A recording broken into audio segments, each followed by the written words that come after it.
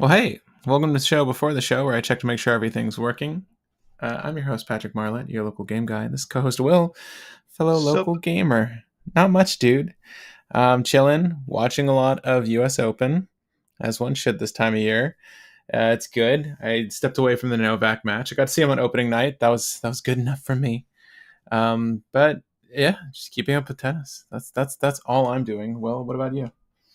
I've been working on my project that I told you about of like trying to make deck boxes out of cardboard. Yeah, yeah, yeah. And I'm Progress. currently trying to find a good way to mass pulp cardboard so I don't just have to use a blender and do it section by section. And right now I have a trash can and a cement mixer. And the cement mixer works okay, but it's not sharp enough to like pulp the cardboard too well. So I'm gonna see if I can find some other setup where I use the a different bit on the end of the cement mixer to pulp up the cardboard. Also, for some reason, my YouTube recommended me the old Four Kids Chaotix TV show. I I don't know if don't you remember Chaotix, the know. like card game, the American-made card game. Is it Um, chaotics with a K? no. It's like chaotic, like the actual word, plural. Right. So you recommend? Wait, was it a recent video? So no. This is old. This is old. Chaotix hasn't been a thing for like 8 years or something like that. They But look kind of cool. yeah, they recommended it, and the whole thing is that it's a card game based off of a UK game that's called like I've seen these. it's I've definitely seen these. Sorry. it's like Gnomes and Trolls or something like that is the UK game. This is inspired off of that, and the two kind of catches that got people into the game is one, cards had different stats. So like there's a every card had like some slight variation to the stats. So there's like five different versions of every card that you could find. So you could customize your deck a little bit. Um and then also there was the TV show that came out with it where it built lore and gave lore to all these cards so that people could be like, yeah, it's my overworlder deck. Yeah, it's my underworlder deck. Like yada yada yada. Proper way to sell a TCG, right? You got to have an Yes, and accompanying show.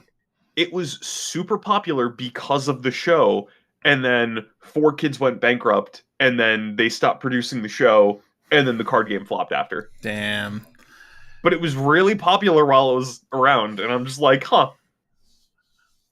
The show is entertaining enough, but I'm like, it recommended me one of those videos, and I've just been watching random episodes because I'm like, why It not? knew. Why not? How did it I'm know? How did it know? If you would click it, it's like, yeah, this guy's gonna click on this.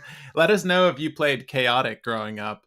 I know I definitely saw glimpses of the show, but I do remember seeing this at my local comic book store. I never got into it, but I saw people playing it. I was in the tabletop games back then, not necessarily TCGs. So yeah, I collected Magic. I didn't play it. I never played Chaotic, but I watched the show as a kid. So, if you're joining us, welcome. Again, we're going to be building a deck today. It's in the thumbnail, it's in the title.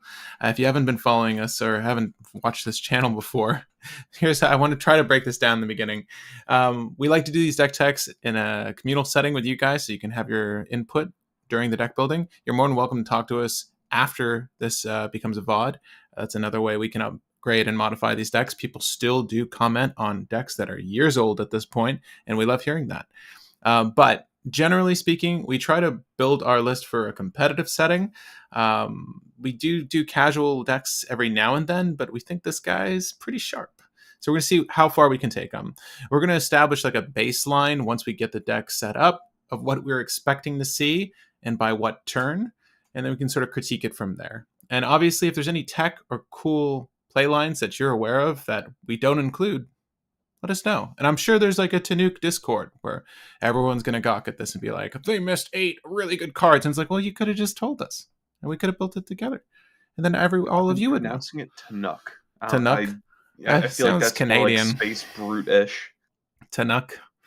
Steadfast second. The Memorial Ensign. Well, this guy Yeah, is looking pretty sick. Both versions of this card. But frankly, the uncommon just reads so much better. Well, if you don't mind. sure thing, sure thing. So, it's First off, I want to point out the stat line of this card is hilarious. So it is 2 a red and a green for a legendary creature, Kavu Pilot, with 2 power and 4 toughness. 3 mana, 2/4. Landfall. Whenever a land enters the battlefield under your control, deal 1 damage to each opponent. If this is the second time that this is resolved this turn, draw a card. That's it. Spicy meatball. A spicy meatball. Yeah. The reason why Tannuk is so cool, all of your fetches are card draw. Then, if you hit anything that doubles your landfall triggers, which there's 3 cards in the game that would let you do that, every land gets you a draw. And then if you can play your fetch, deal 2, draw a card. Then on somebody's turn, crack your fetch, deal 2, draw a card. If you can multiply your land plays, play 2 fetches, don't crack them yet, draw a card, pass, crack them, draw a card.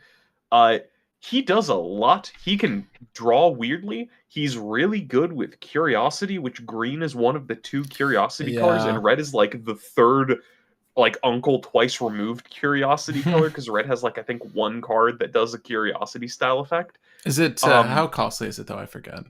It's like 5. It's I think it's all will be 1.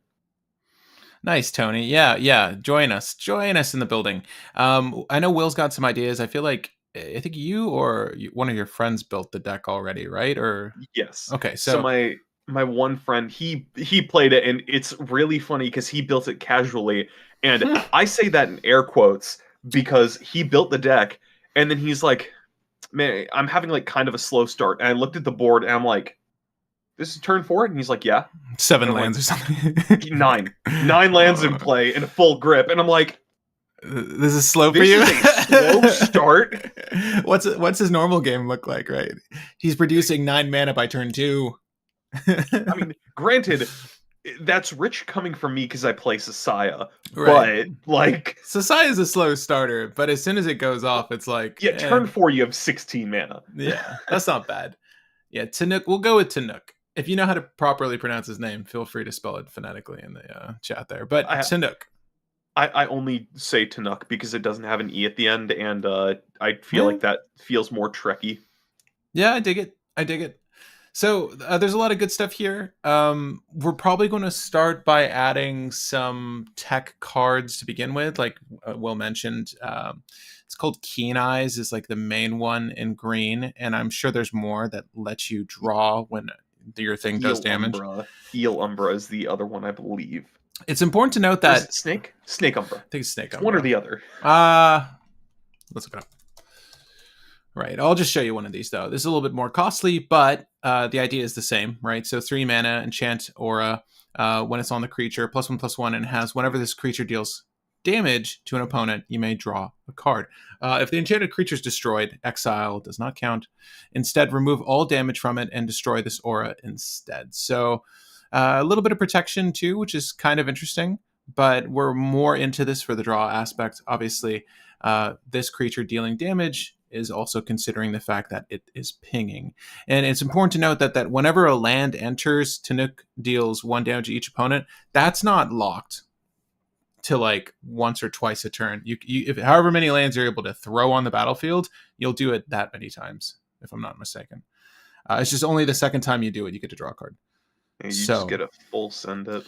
Yeah, I mean, you're going to draw quite a few cards with this, we hope. And I think in practice we will, because there's plenty of other utilities you can use that we didn't really even talk about, like Harrow, things that throw lands into play at instant speed, things like crop rotation. If you want to utilize those effects, you can, and I think we will. There aren't any real... Is there like a core land we want to crop rotate out? Is there something that we're like dying to see? Usually it's just going to be like probably a fetch, just so that gets us 2 lands in one go. No, I dig that. That's easy. Also, a quick adjustment to the mana base. I should look at that. Yeah, sorry. This Dry Arbor, Blaststone, and Strip Mine for Commercial District, Thornspire Verge, and Starter Town. Hold on. Dryad Arbor, Strip Mine, and what? Blaststone. There it is. Okay, so this is an older land base. Don't mind us. We usually start with like just copy paste from one of our decks. This is an Urchin Aranus land base, the commander that constantly brings lands back from your graveyard, which is why Strip Mine. And Dryad Arbor is in there because you can sacrifice creatures or artifacts to Street Urchin to have your commander ping something for 1, which with Airness having Death Touch, that's a kill spell. But those 3, and we put in Thornspire Verge, Commercial District, and Starter Town. Wait, Commercial District. Yeah, Commercial District, Thornspire Verge, and then Starter Town. Yeah, these all sound good. Yeah, they're just the good generic things to put into a deck. Any excuse for all the MDFCs? I mean, outside of just Having them and cutting more basics, not anything in particular. But we're here. I think we're good. The proper start to this copy deck is probably landfall multipliers. Yeah, let's get those out of the way. First, everybody's favorite, Roaming Throne, technically a landfall doubler. Yeah, this is the 4-cost artifact creature. I'll put it on screen in case you guys haven't seen. This is like from Lost Caverns of Ixalan. Ward. Eh? Ward 2. Yeah, Ward 2, that's another thing. You do need to choose a creature type, but that's okay. Triggered ability is a creature you trigger an additional time. Cool. So if it's the second time this triggers, bing, wham, bam, thank you, ma'am. Draw a card. Indeed. That's easy. Next is Ancient Green Warden. This is an expensive one, but it says you can play lands from your graveyard and double your landfall triggers, or double triggers that occur when a land enters your battlefield. What's that new one? So we're putting this in for sure. What's the new one? The Tiller, the 4-cost green one that came out. You play additional lands per turn. You may play lands from your graveyard and they enter untapped. What's its name though? Something. I can't remember its name. Really quick, Traveling Chocobo is the last one. And yeah. 100% Traveling Chocobo. Another new one, as a matter of fact. But the Tiller. This is a new one that's quite good. Is it Tiller or Thresher? I just searched up. It's 4 CMC, and it's like one of the last 2 sets. Traveling Chocobo goes nice. Yes, Explorer, it does. Ice Till. That's why you got Tiller. Ice Till Explorer. This mana, dude. you may play an additional land each turn. You may play lands from your graveyard and landfall mill 1. Am I wrong? This guy seems pretty good. Yeah, I mean, double land plays and play lands from your graveyard. He's Azusa and Ravenov Excavator in 1. So my theory is I think our curve is going to be a little bit more mid-range or higher. And generally speaking, you're in a cEDH setting, your curve is like too average. It's like it's usually on the low end, but this deck will be ramping and it shouldn't have issues playing things like Ice Till Explorer. I hope not. Yeah, Tony and Jonathan got her back, but the 10-second delay. Yeah, no, thank you guys. Yeah, there's always a little bit of a delay on our part. So if we don't immediately like catch what you're saying, I try to type it in so you guys know that I saw it. But yeah, those look good. Oh, do we want to look into, I mean, while we're on track, do you want to just look into play lands from grave, play additional lands, anything like that? Yeah, we can. Well, Burgeoning is the best thing that isn't playing additional land that we're going to run. Just it's on your opponent's turn? Oh, never mind. When an opponent plays a land, you also play a land. Does that consider MDFCs? I guess it would, right? I don't. You put a land from your hand into play, so I don't think you can do modals. Right. At what point does it change to being? Is it a land in your hand, or is it a land? It's play versus put into play. You may play a modal for its backside as a land, but Burgeoning puts it from your hand into play. Hold up. Whenever an opponent plays a land, you may put a land card from your hand into play. Playing a land will trigger it, but putting a land onto the battlefield as part of an effect will not. Okay, duly noted. Right, so fetch lands, right? Yeah, fetch lands. March of Burgeoning Life. Sorry, I've actually never read that. Do we want the one that lets us just play lands on our opponent's turn? It's not this. Or is this it? This is Burgeoning. This is it. I thought it was contingent on our opponents doing things, but that's fine. Doesn't matter. Explore is the other good one. Just 1 green, you may play an additional land each turn. Is that an enchantment or just? It's an enchantment. How do I always forget that's like? What are the ones that only work temporarily? No, it's the only one that I think you're thinking of is Exploration. Exploration is the one you're talking about. right? Oh, sorry. Did I say explore? You Yeah. you did, but that's okay. Oh, yeah. Explores the spell. Exploration is the enchantment. Yeah. Okay. Yeah, yeah, yeah, That's yeah. No, no, that's no. what mixed me up. It's funny because they're the same cost and their names are so similar, but one They're is not the same cost. One is one in a green. The other is just a green. no. Wait, no, no, no, no, no. Oh, Explore is Explore way is worse. Explorer is one Exploration. in a green. Yeah. Whoops. Yeah. Well, either way, we don't want to use it. Yeah. And, Head Shredder was a suggestion. This is from everyone's favorite spooky Duskborn set, if I'm not mistaken.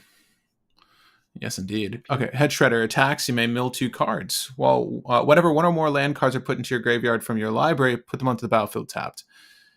Which is funny with the other guy that we have because together landfall we mill a card, and then if we mill a land this way, we put it into play, which landfall triggers and mills us a card. So that can Yes. do kind of funny stuff. I don't know if we have enough self-implaced or self-imposed mill to make Head Shredder good, Apart from and we're Shredder only running himself. 30 lands, so I don't know if Head Shredder does enough by itself. Are there enough surveil? Like, we're not going to use the dragon something. What's that one surveil engine? The red Uh, one. there are several Nah, surveil it's the engines. low cost. It's the low cost one that people You're dragon talking something about something. the Dragon Rage Channeler. Dragon Whenever you Rage. cast a non-creature, surveil one. Because I don't think we're gonna have that many creatures, are we? Uh, I'm not not trying to. really. I'm not trying I to build don't know. around Head Shredder, but I'll put it in the sideboard. I think our best bet is putting in all of the recur from graveyard or recur your lands from graveyard Yeah. effects, or at least the good ones, not Mending of Dominaria. Um, So what's that text precisely? What should I be looking at? Let me. Well, I'm gonna put it in a very loose text, and I'm gonna sift through it for you, so you don't have to. Aftermath Analyst is the first notable one. Aftermath analyst. Okay. We could also throw in Life Oh, this from the card Loam kicks if ass, you by the want way. to. Aftermath Analyst is so damn good. Life from the Loam is the dredge one, right? You Yep, put it back Dredge, to your and you can hand. recur 3 lands from your grave to your hand. Um, Splendid Reclamation is just 4 mana. Recur all lands from your grave to the battlefield tapped. well, we want that. And we also got Lumra, 6 mana Star. Stars the lands you control. ETB mill 4, and then return all lands from your grave to the battlefield tapped. Sold. You know, I'm not gonna lie, I forgot about Lumra. Yeah, Lumra's like the way to go. Guys, will until end of turn you may play in land. Suspend spell? Nah. How about Crucible and Ramen Up? Definitely Ramen Up. Yeah, because easily searchable, and we have the other 2 functional Rabinop effects, so I don't think we need more Rabinop. So since we have all the Raminop effects, we can put in like Azusa probably, because if we have one in play, we just tutor for Azusa, and then Azusa lets us just keep replaying lands from our graveyard. Since we're doing this land recursion thing, do we want to toss in Strip Mine? I know. I was just thinking that. Well, I think it's just a really good tech piece for us. The fact that we can cut people off their color. I don't know. I'm sorry. I was looking at Conduit of Worlds. Thoughts on this card? That's just play lands from graveyard. You can play permanent from graveyard, Choose but target can't non-land. cast Yeah. any other things. I mean, it's better Crucible of Worlds, but like, I don't know if we're ever using that second Oh, effect, and we already have better Crucible of nah. Worlds. Activate sorcery speed. That sucks ass. Yeah, I didn't put Crucible of Worlds in, but I will now. No, we don't need Crucible of Worlds. We have the creatures that do the Crucible thing. I'll put it on the side. Iridia, Yeah. Summoner of Mist. On Strip Mine. Yeah, we could. I mean, I don't see why not. Let me put it back in, but we'll figure out where I our land base is afterwards. Somebody brought up a very good combo, and it's Ashaya and Quirion Ranger, and Yeah. that is really good because the Quirion It's Ranger infinite. bounces itself and then comes in as a land, so we just need any other creature, which is probably going to be Tannuk in play for a win, and that's a 2-creature win con, so that's a very clean infinite for us. Yeah, I mean, you could even not to say you have to push it like this, but you could tooth and nail that out very easily, or We have the it, mana. yeah, We you'll have the have mana the to tooth and nail. yeah. This is a deck that could tooth and nail. I'm not too concerned about that. Um, I don't even think we need Lotus Cobra or anything. We're not cheesing it. I think we're just gonna have the lands Lotus Cobra can be like a good ritual early. style effect, because if we Yeah, play a couple fetches, the Lotus Cobra is making like 6 mana by itself. Riddy is kind of cool, man. At 2 CMC, the landfall aspect's interesting. So whenever a land enters, you get to rummage. Discard and draw. Yeah, right. And then you can summon, return target saga card with mana value extra from the battlefield. Less concerned about that. I think the rummaging is an interesting aspect for fueling our, what is it, scape shifts, or I guess that would do itself. You Yep. named the card earlier, the one that just dumps your lands from your graveyard. Splendid Reclamation, Lumra, all of the fancy stuff. Yeah, we have Splendid Wreck. I didn't put the Life from the Loam. I don't know that we necessarily need it, but that is self-mill, technically. Yeah. Well, we don't need to do mill as a win con, because as was just brought up, the Ushai combo is a very clean way to win. I think that's our best win apart from... Well, we this is weird. We didn't actually talk about our strategy here. So obviously we're ripping lands, we're drawing cards. You can see from the bones of this already that we should be ramping pretty efficiently. But I think the goal was to use damage modifiers, doublers or otherwise, and then just jumping lands. Like, you don't necessarily... When I said that this is the best landfall combo deck, I didn't mean infinite combo necessarily. You don't necessarily need to go infinite for this deck to be good. I think we can control and just do lands and win through a massive quantity of damage. Am I mistaken? Yeah, we can definitely just burn people down. The one that I recommended when we were talking off camera was a Oger Oxenil Deepest Might. It is a 4-mana 4/4 that says when a non-combat source you control deals damage to an opponent, if it does less damage than this creature's power, instead it does damage equal to this creature's power. So 4. So landfall deal 4 seems good. Right. So you can imagine you're going to burn people down very quickly this way. Something like this would be very effective. I think this is probably one of the more effective pieces we could use. Also, it's very tutorable. Again, I think it's usually good to have some escape plan. So I'm going to go with Jonathan's suggestion, of the Ashaya line. I think that's simple enough, very clean. Now, one qualm I have about these cards is that they don't necessarily add much to the deck beyond this line of play. You could do Quirion Ranger, obviously, and then there's the other one, the elf, but she's 2 CMC. Are you thinking of Priest of Titan? Or no, you're thinking of the other one that you return a forest to your hand. Fairy, I think. She was a fairy. She was a fairy. Return land or return forest? Return forest, specifically. Yeah, she's red, and she was a fairy. I need to double check. I just want to see the mana cost. I think it's 2. Script Ranger. Okay. Yeah. So also, Entish Restoration should probably be put in. It's Harrow, but the lands enter tapped. But it's still Harrow. It's still another draw and another 2 to 8 damage, depending on if we have our setup. Well, speaking of, we're here now. So we've got Ashaya, Quirion. We've got Oger. And we might as well look. We're not. Oh God, what was his name again? Oger Tack. Deepest Might. Deepest Might. Oxenil. Got it. Right, that one. Okay. So Entish Restoration. Harrow. What are the other throw lands onto the battlefield effects? Roiling Regrowth is that's Harrow as well, but it's just tapped again. But it's good enough. It's fine enough. Yeah. Also, with all of our land... completely forgot. We forgot the best ramp effect in the deck. Scape Shift. Yeah, we did not add that. I think I even mentioned it earlier. Yeah, we want Scape. We do want Scape Shift, people. It's expensive. You only need the one copy, I promise.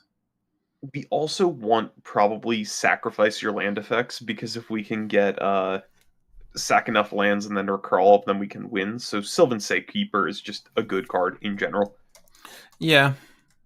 Yeah, I agree. Now, this is going to make me sound crazy, Green Sun Zenith? but this might be a good idea. Colony Heart Expedition. Landfall, get a counter on it, remove 3 counters from it, and sack it to get 2 lands from your deck into play tapped. Basic lands.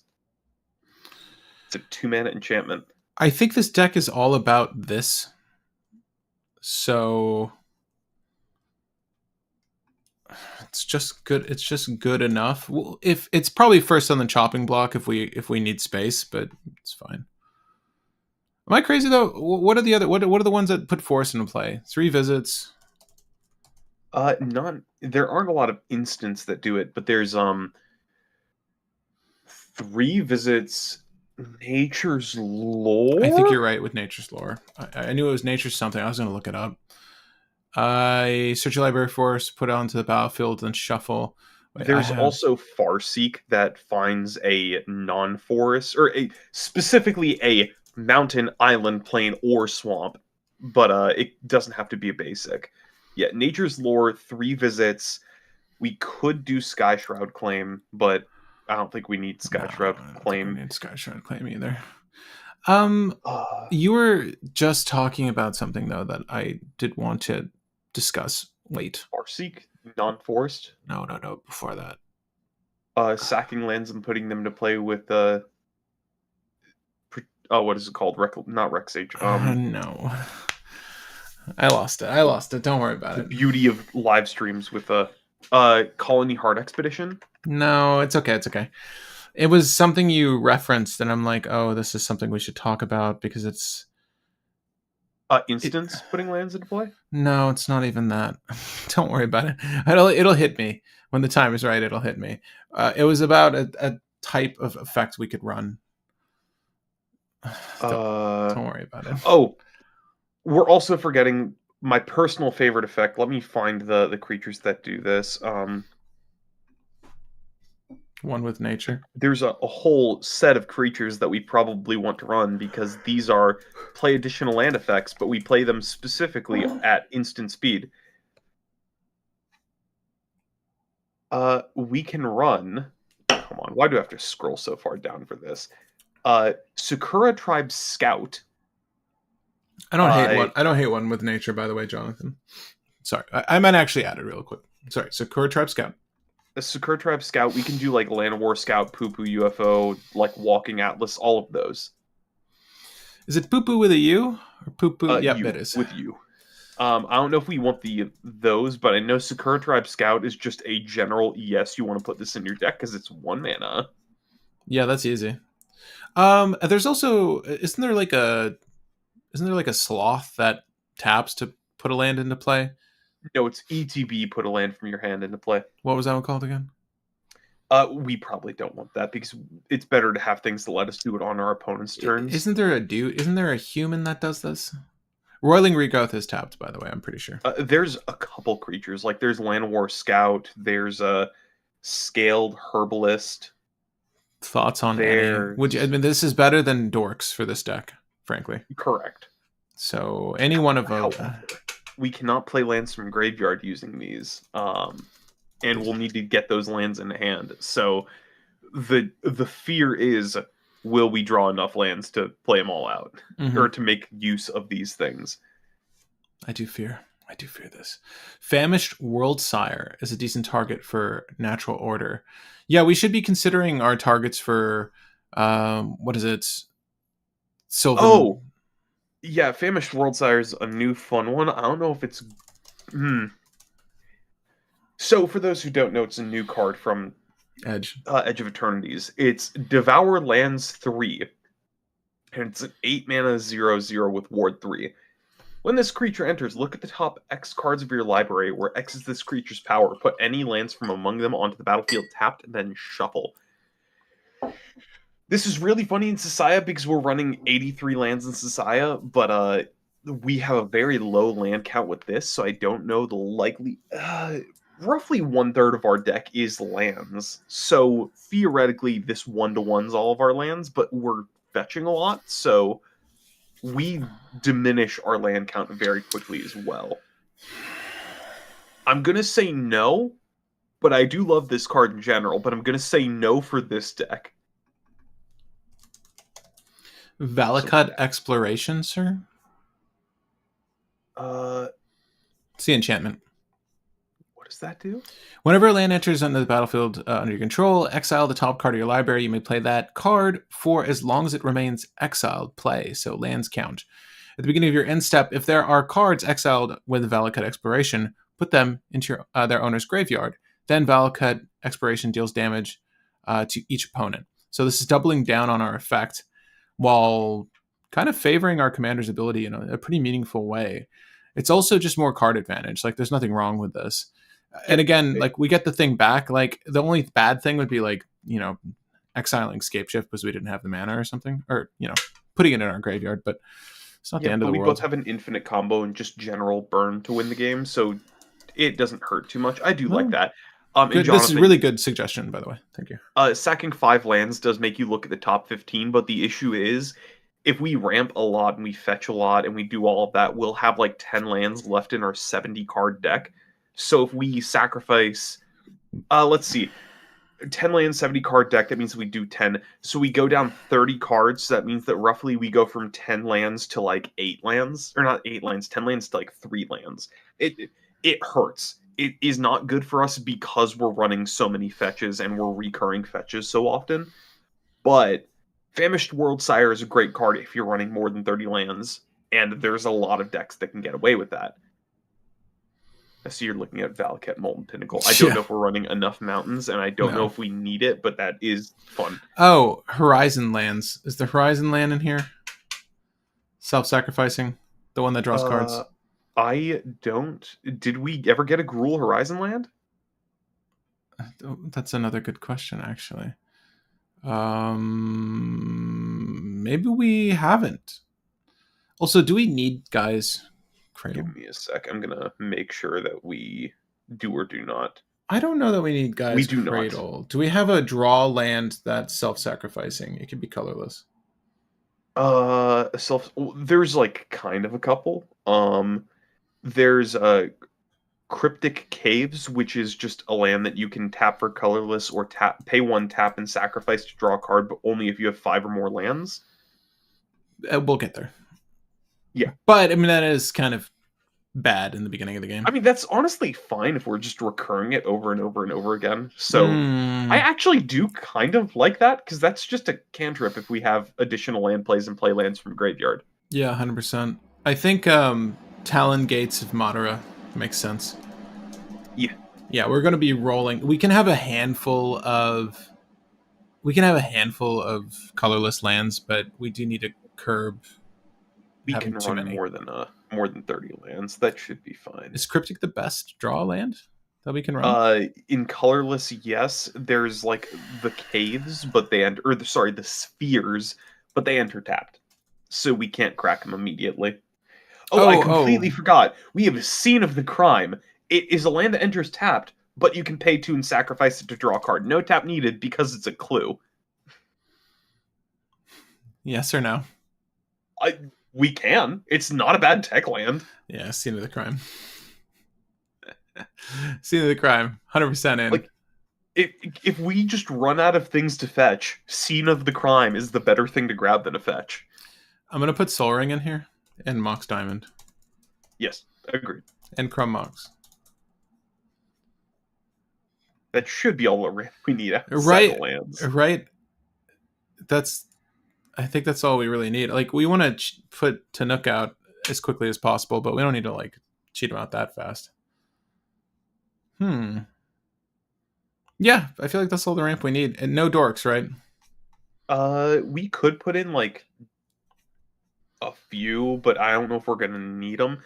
I'd prefer if we do, like, the big spells that we want to have first. So, sure. like, Tooth and Nail was an example of one that you described. Is that still the best way to get 2 creatures out at one time? I believe so. Let Uh, me sp- take a look. yeah, please It's in a do. book. I'm gonna bring Reading up. Rainbow. I'm gonna bring up one of Will's favorite cards. Wait, that might not be true. Springheart Nantuko. So it's 2 mana, insect monk enchantment creature, has bestow. It's 1/1 body. Whenever a land enters under the battlefield under your control, you may pay 2 if Springheart Nantuko is attached to a creature you control. If you do, create a token that's a copy of that creature. If you didn't create a token this way, create a 1/1 green insect creature token. Surely Springheart Nantuko can somehow combo with Dryad Arbor. Yeah, because you Springheart into go Dryad Arbor, and if you have a way to give it haste or the token haste or enough Lotus Cobra effects, you can infinitely chain them together. I feel like Ashai is the better way, and then just straight burning people is the next best way. So no, but I do like that combo in casual. I love the thought. Yeah, this is kind of sick tech. We're getting Territorial Bruntar. It's a suggestion as well.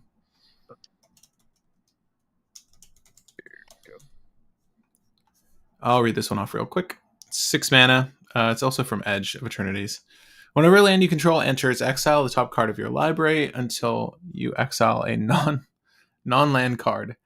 You may cast that card this turn. Well, after spending 6 on this, you'll probably want to wait before you actually utilize it. They're unlike Valakut Exploration. These are in fact exiled. So, and it's only for the turn. I think it's good tech. I think it's just a little too costly though, because I feel like you're gonna have to hurry up and wait with this one. Like as soon as you pay 6 for this, like unless you have a lot of mana, you're probably not gonna be able to. No. This says you play. Isn't it? You may cast Oh that no, it's card you this may cast turn. that spell this turn, not without Yeah. paying its mana cost. Yeah, no, it's a No. 6 mana Valakut. Never mind. I wish. Yeah, that'd be really cool. Scoot Swarm also wins with Ashaya. No, it doesn't. Ashai is Aren't both non-token creatures. Whenever a land you control enters, create a 1/1 green insect creature token. If you control 6 or more lands, create a token that's a copy of Scoot Swarm instead. I think it does work. No. Ashaya says non-token creatures you control are forced in addition. Yeah, specifically because they did not want you to like rampaging Baloths win the game. They knew what was gonna happen. Yeah, in their infinite wisdom. I will say, just generally though, Scoot Swarm plus Ashaya is like accidentally get 200 scoots. Frenzy Baloth. The spell can't be countered. Trample haste creatures you control can't be countered. Combat damage can't be prevented. You know, honestly, for 2 mana, that's pretty good. No, Patrick, there is an oldie but a goodie that we can run that's another tooth and nail that I think everybody constantly forgets exists. Defense of the Heart. I was going to say it. It's the enchantment. Yeah. Defense of the Heart requires they have like 3 creatures or something. Yeah. It's which, to be fair, TNT is currently the meta, so that's happening. 3 or more. Like they're gonna have to play more than Thrasios and Tim. Yeah, but the entire deck is just dorks. Yeah, like I think that deck runs like 25 creatures or something dumb. Don't you think they'll stop this? Don't you? I mean, yeah, but if they don't remove it, they just die. So is it a little too predictable? I mean, like, if it gets there, it gets there. If it doesn't get there, oh well. You sound like you're pretty high on it. I think it's good enough. There's some cute Defense of the Heart art. I had no idea. I just have this old one. This old ass one. Is there a dumb birthing pod line that we can work in somehow? For the Ashaya? I don't think so. Sure. Defense of the Heart. Yeah, I think that's the only other one we could consider, so why not? Survival of the Fittest is a maybe as well, right? Oh, hold on. I forgot my favorite thing that's the new Tooth and Nail. Nature's Rhythm. Oh. Yeah, let me bring it up. Nature's Rhythm. Oh my god, there's so many nature cards, but it's right here. Okay. Search your library for a creature card with a mana value X or less and put it into your hand. You can harmonize this. You may cast this from your Nope. graveyard. Nope. Put it into play. Onto the battlefield, excuse me. Yeah. Yeah, you may cast this from your graveyard for its harmonized cost. You may tap a creature you control to reduce the cost. Well, if a Shy is the first thing you grab, then it pays to get the other thing. Or it's convoking. It's convoking. Yeah. Sorry. Yeah, no, this works. I mean, this is basically Tooth and Nail, just slow. Yeah. Sure. Yeah, why it's not? It's also a separated Tooth and Nail, so if you have one in hand, you can just grab the other and grab like backup, grab protection. Hold up. What other tutors do we want in here? Survival of the fittest. Just because turn 2 creatures into the creatures win the game. How many creatures do we have? You're the guy with the deck list. Dude, so few is the answer. 14. Okay. That's better than I thought. Yeah, if we're comboing off on like a turn, then we can just go bada bing, bada boom, discard 2 things from our 20 cards in hand because what's it called? Curiosity effects. There's a lot of green in here. Should we start adding in interaction or what? Yes, I feel like one more card then interaction, and the card is a Torbrand. It's another copy of that god, but replace a colorless with a red and deal 1 less damage, but still deal 3 is usually going to get there. Thane of Redfell, right? Yes, I believe so. Yeah, I believe so as well. We'll go for that art right there. Okay. So, oh shit. Search for the frozen Esper. Nature's Claim? We can run that. Really quick, completely changing directions. We just got a Spider-Man spoiler, and we got the Daily Bugle. The Daily Bugle building, and it's land that taps for colorless. You can pay 1, tap it, and get a mana of any color. And then an ability called Smear Campaign. Pay 1, tap it, target legendary creature you control gains menace until the end of the turn, activate as a sorcery. I kind of called it. Yeah, that's pretty good. That's so good. That's actually really good. J. Jonah Jameson, like the suspect. As soon as I read that, I'm like, oh, that, because I don't think the actual effect was spoiled initially, but I'm like, that's menace. He makes a thing a suspect, which is like, oh yeah, I forgot suspect gives something menace and makes it so it can't block. Oh, is sus old effect? Yeah, that's from Murders of Karloff Manor. Oh, that's right. It was like a sub effect. Like it was not any of the main effects. But also, Murder at Karloff Manor was kind of like a forgotten set. Well, it was the filler set because the whole thing was all of the stuff from Murders at Karloff Manor was supposed to be in New Capenna, but they held it back. Awkward. Because politics. Yeah, and not the fun kind. Yeah. There are no fun kind of politics. Well, anyway. No. Me playing my Shigeki Eternal Fog deck and then going, hey, aggro deck, here's a fog. If you don't hit me, it's not getting cast. Politicking. So what about Wild Growth and Utopia Sprawl or Elves? So early ramp like this, 1-cost ramp. Wild Growth's a little bit more effective than Utopia because it can enchant any land. And it taps for green. A majority of our deck is green, so Wild Growth makes sense. The dorks are obviously slower, but we do need some bodies for survival of the fittest. Frankly, I feel like we're kind of on a low count of bodies, so maybe we can put a few dorks in here. Yeah. I would kind of prefer those over the enchantment things, even over Carpet of Flowers, which I know we all love Carpet of Flowers. Do we want Carpet of Flowers still? I think it may be better. Since we have a survival of the fittest, it might be better to just grab bodies. Should I put Finale of Devastation? Devastation. Yeah, Finale of Devastation and Invasion of Ikoria are both good includes. As well as Worldly Tutor, right? Yeah. All right. Now from here, we theoretically can just add in Dork's all of the interaction. yeah, just interaction, general good stuff that we may need. And then we can hopefully playtest. Oh, let's do dorks first, I guess. So Birds of Paradise for sure. And then we'll add the general interaction suite. I was thinking Orcish Lumberjack only because it puts out our it we're going to be recurring the lands, right? Yeah, Orcish So Lumberjack is actually pretty good. I do like I that. do think it does. It actually does fit here. We could also put Tinderwall, honestly. Like, I don't mind I Tinderwall. don't like Tinderwall only because it's temporary mana, and I don't think we need like a burst.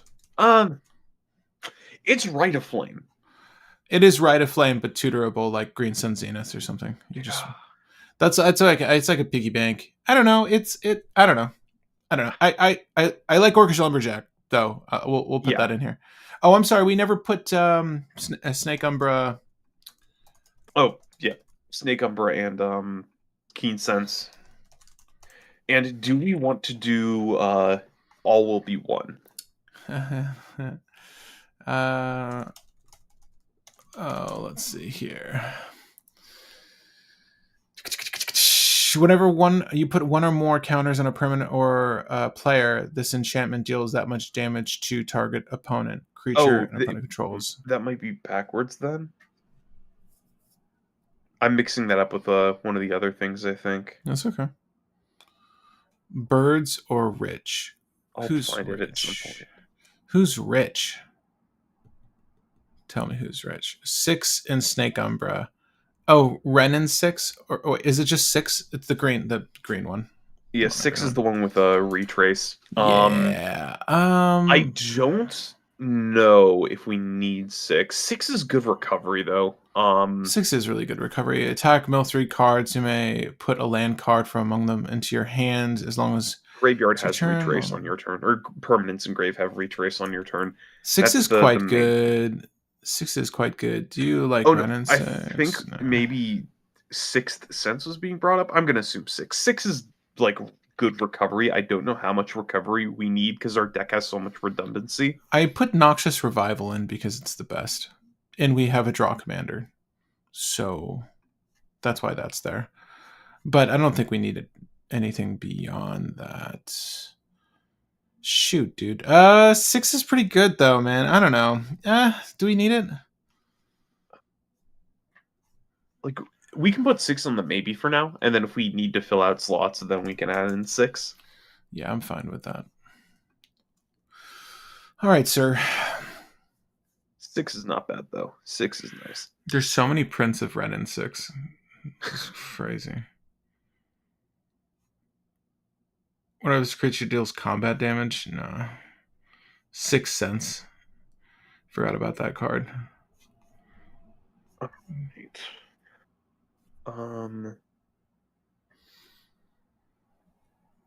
Delighted Halfling was brought up as a potential dork. How do you feel about the Halfling?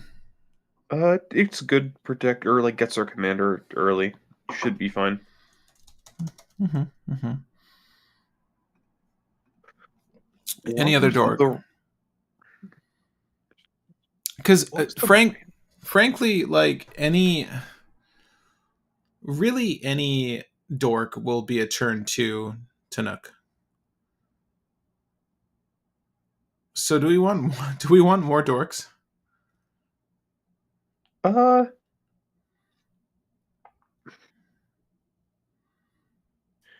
I would like to have like a 1 tutor creature that we can use to chain into an end that might just be Fauna Shaman, but I'd like to have a consistent thing we can do to eke towards an end game.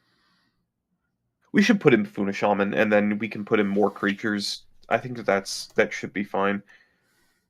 Also, I cannot find the red enchantment that makes you impulse draw when a creature you control deals damage to an opponent. I'm looking for that, but I know that there is one. I just can't find it. We'll put them fine horn elves in here. Revenant Silence might be good enough. I will look at that for us. Revenant Silence. Ooh.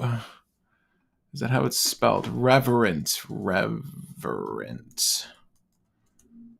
Is it good enough to run Spelunking for a single card draw, a card trigger with Tannuk?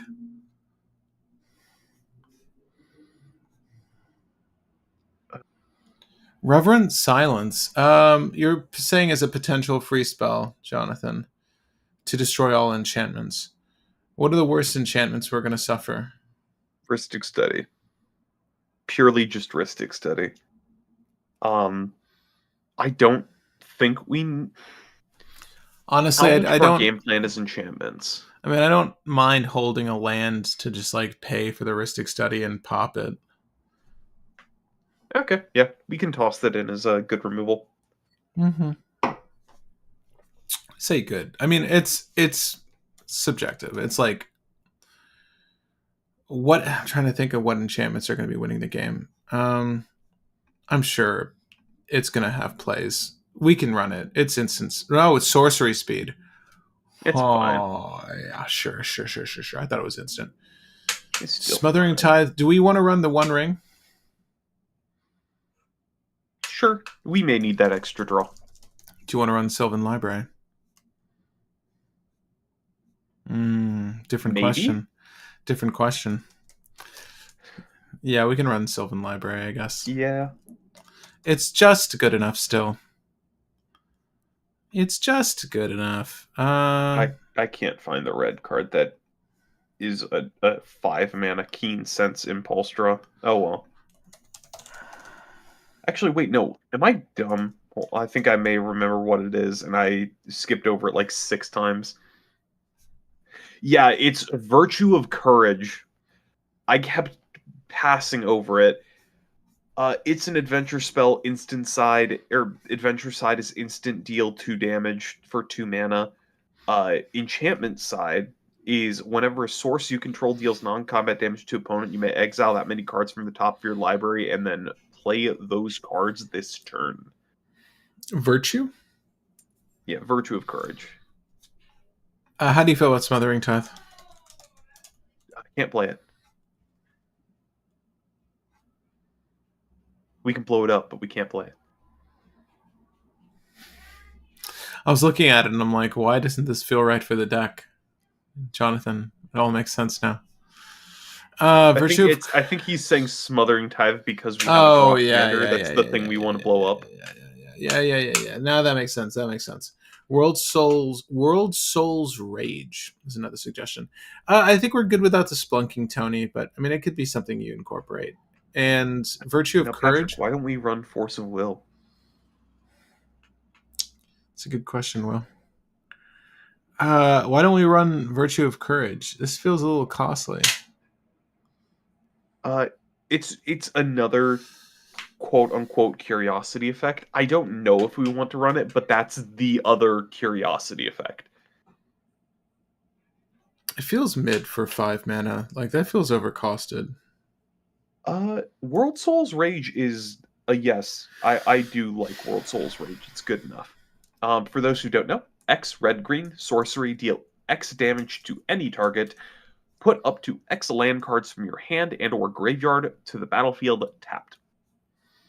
Pay a lot of mana and then quite good. Splendid Reclamation. Quite good. And you also just slap that Nagila deck really hard in the face because their lifelinkers have been gaining them life.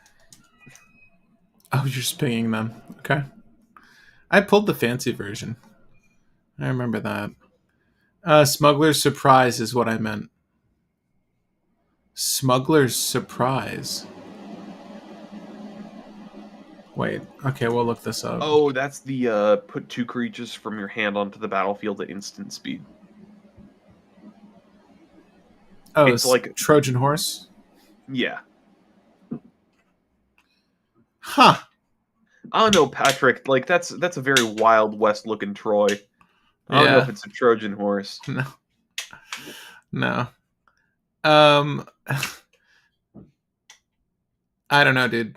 I'm not the biggest fan of it. No, I love the idea though, but yeah, it's kind of sick. A Vendo Brush Razor is an impulse draw. A Vendo Brush Razor. The return 2 things from grave to hand. Oh no, it's from among things milled this way. Never mind. A Vendo Brush Razor. Whenever you sacrifice a non-token permanent, exile the top card of your library. During your turn, as long as you've sacrificed a non-token permanent this turn, you may play cards exiled with this creature. Sacrifice a land, add 2 red. Fetch lands. I mean, yeah, it does stuff with fetch lands. Is this doing enough?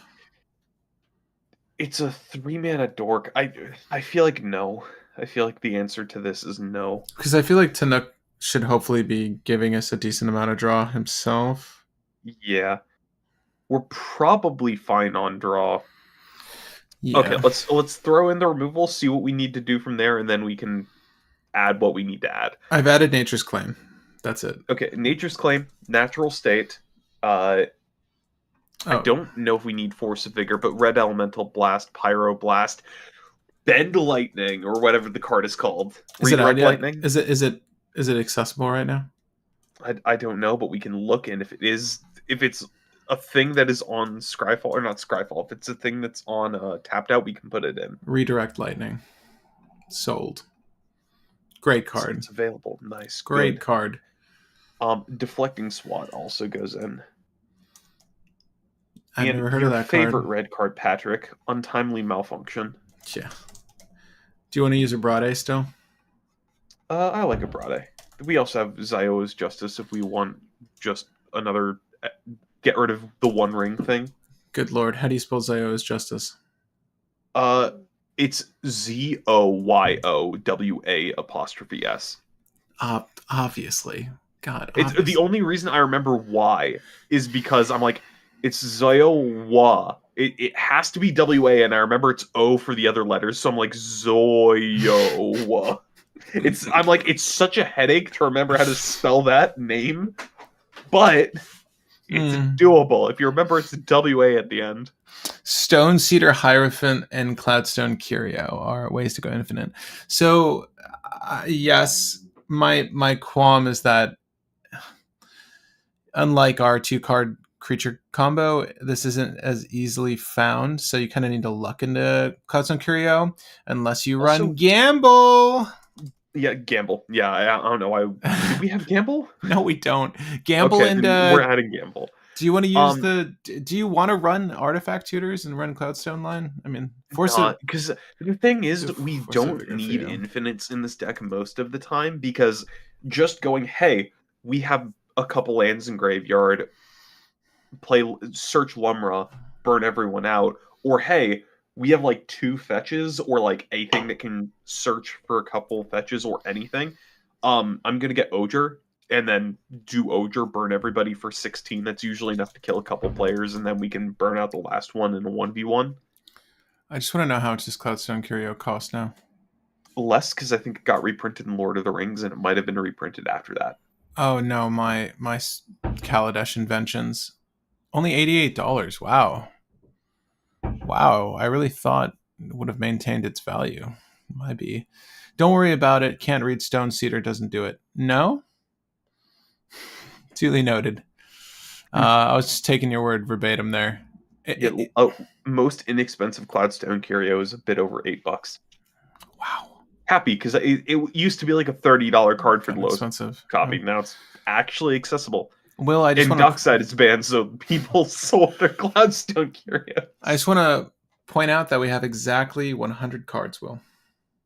Beautiful. Let's go. Let's try it out. Let's look at it really quick and see if there's anything we need to remove or anything. No, it's perfect. I am don't question perfection. Positive that it's not.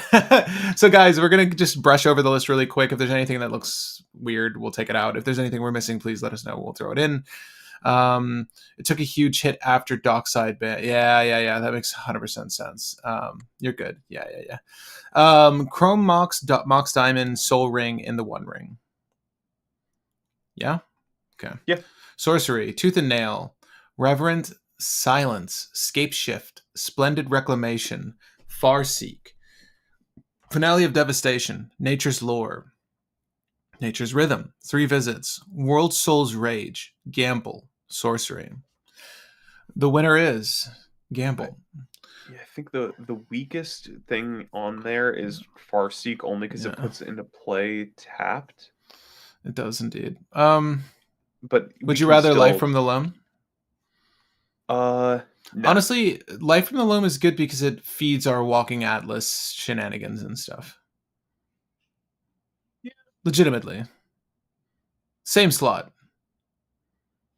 Yeah, I think that's probably better. Let's do that just so we have the Life in the Loam's a fucking house. Let's be honest. It's a really good card generally, but we have 34 lands. Will, is this too much?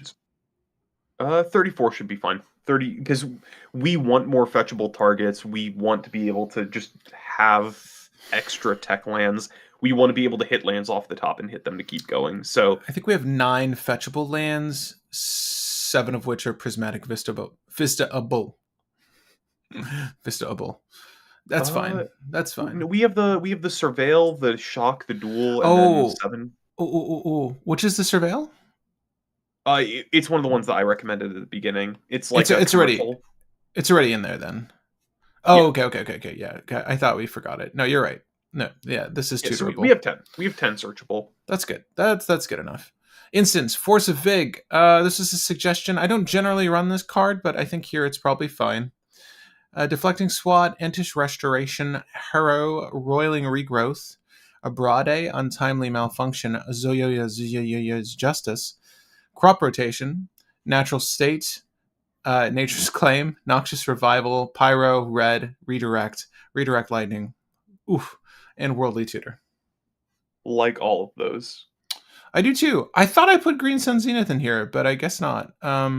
We don't need Green Sun Zenith only mm, because like some of the things we're searching for are going to be I know, red. bro, but it finds a Shia and or the Quarian And we Ranger. can put it in if you really want. We I can take don't out. really want it, but I mean, We can we can cut like maybe Force of Vigor. um, It's the quote unquote weakest only because we can't use it on our turn, but we're probably fine without using it on our okay, turn so anyways. We can also cut one of the put lands into play dorks like the Walking Atlas, Atlas or something. yeah. Also, can we cut the UFO and the Atlas and put in the like pure green creatures just so that we can't get smelted? Which are the pure green creatures? Let me Hold up. Okay, cut so we'll land. we'll do that. We'll do that. I also just want to point out that hold up. Well, Life from the Loam is less useful. Well, these pure green ones should help us, Well, right? no, it's 1-to-1 replacements. It's just that it's ones that can't be abraded. We're missing. Okay, so Llanowar Scout and Scaled Herbalist. Scaled Herbalist. Actually, hold on. There's one that's better than Llanowar Scout. Let me find the cool guy. Find the cool guy. Um, Budoko Gardener. Budoka. Sounds great. Okay, so we got the Budako Gardener, we got the Scaled Herbalist. I want to include Eldritch Evolution. Do we need that? This or Green Sun? What do you prefer? Green Sun's usually going to be like a little bit more flexible and lets us keep our board. I will say, I like, it's a s- good way to pop a 2 for the 4 Ashaya, but I mean, I Green Sun with the lands we're getting, Green Sun's probably enough. yeah, we should be able to pay for everything. Okay, live edit. We're still at 100. We're just seeing if anything else needs to come out or go in. Instants look good then. Enchantments. Defense of the Heart, Snake Umbra, Valakut Exploration, Colony Heart Expedition, Survival of the Fittest, Sylvan Library, Burgeoning Exploration, Keen Sense, and One with Nature. Uh, Weakest Jeez there are the Louise. Valakut and then the Defense of the Heart, but I think both of them are fine. Adequate. Creatures look good. Oh my god, they sneeze. Don't mind me. I'm just dying. Okay.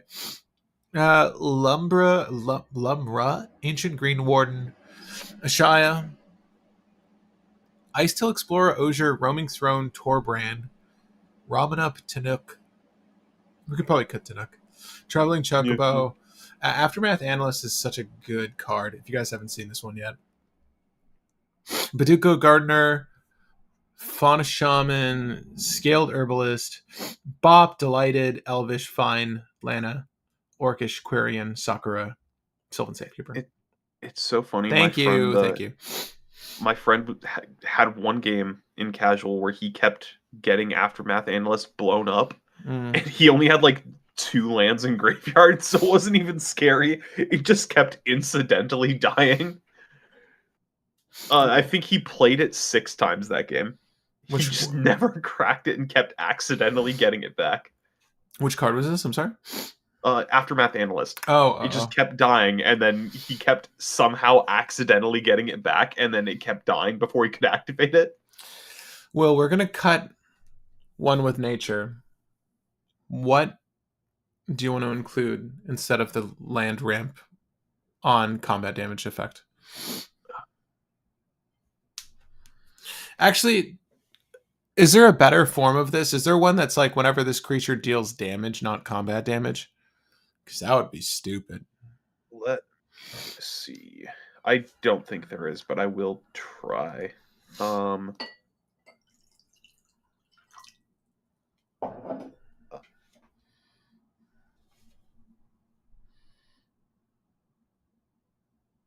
Never creature damage. All right, there are 642 cards that have that text. Easy, yeah.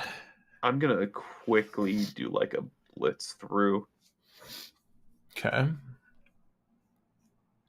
The issue is it's whenever this happens, this creature deals damage to an opponent. That's the reason why. So, John, I'm with you. I think we can cut it. Since you got Torbrand, why not consider City on Fire? Too expensive? Let me check City on Fire while Will's City on Fire is a bit too expensive, but it would also probably be fun. I think that's the Convoke triple damage for 8. Oh. I forgot we had a Baldur's Gate tie-in art for this, though. I kind of want it. The Fire Mommy. You can Convoke it, though, Will. Yeah. I did say it had Convoke. I know. But you can Convoke it. Should we? Shall we? The only thing is you can't tutor it, but you can tutor Torbrand, but it is another way to triple damage. Torbrand is... I just think Torbrand's the better way. 4 mana, correct? Torbrand's 4, yeah. 1 red. So you need to reduce this by 4. I don't know, guys. I would rather my Tinder Wall or Rite of Flame or something.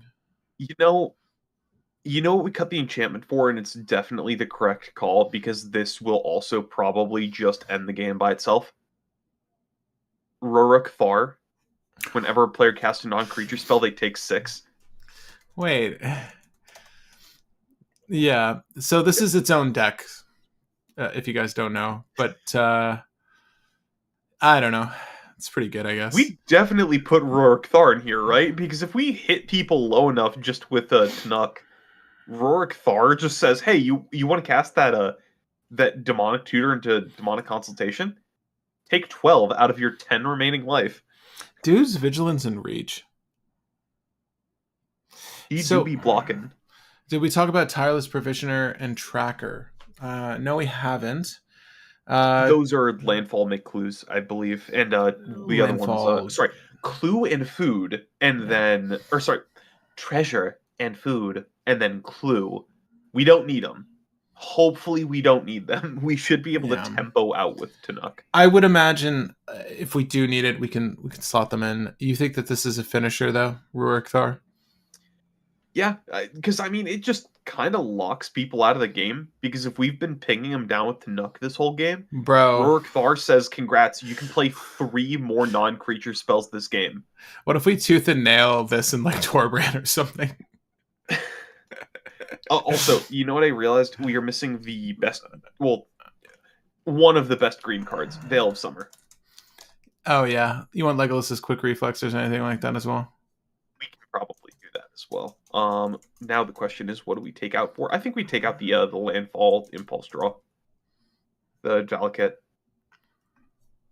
Sorry. Oh, here, I'm gonna do that now. We need to cut 2 cards actually.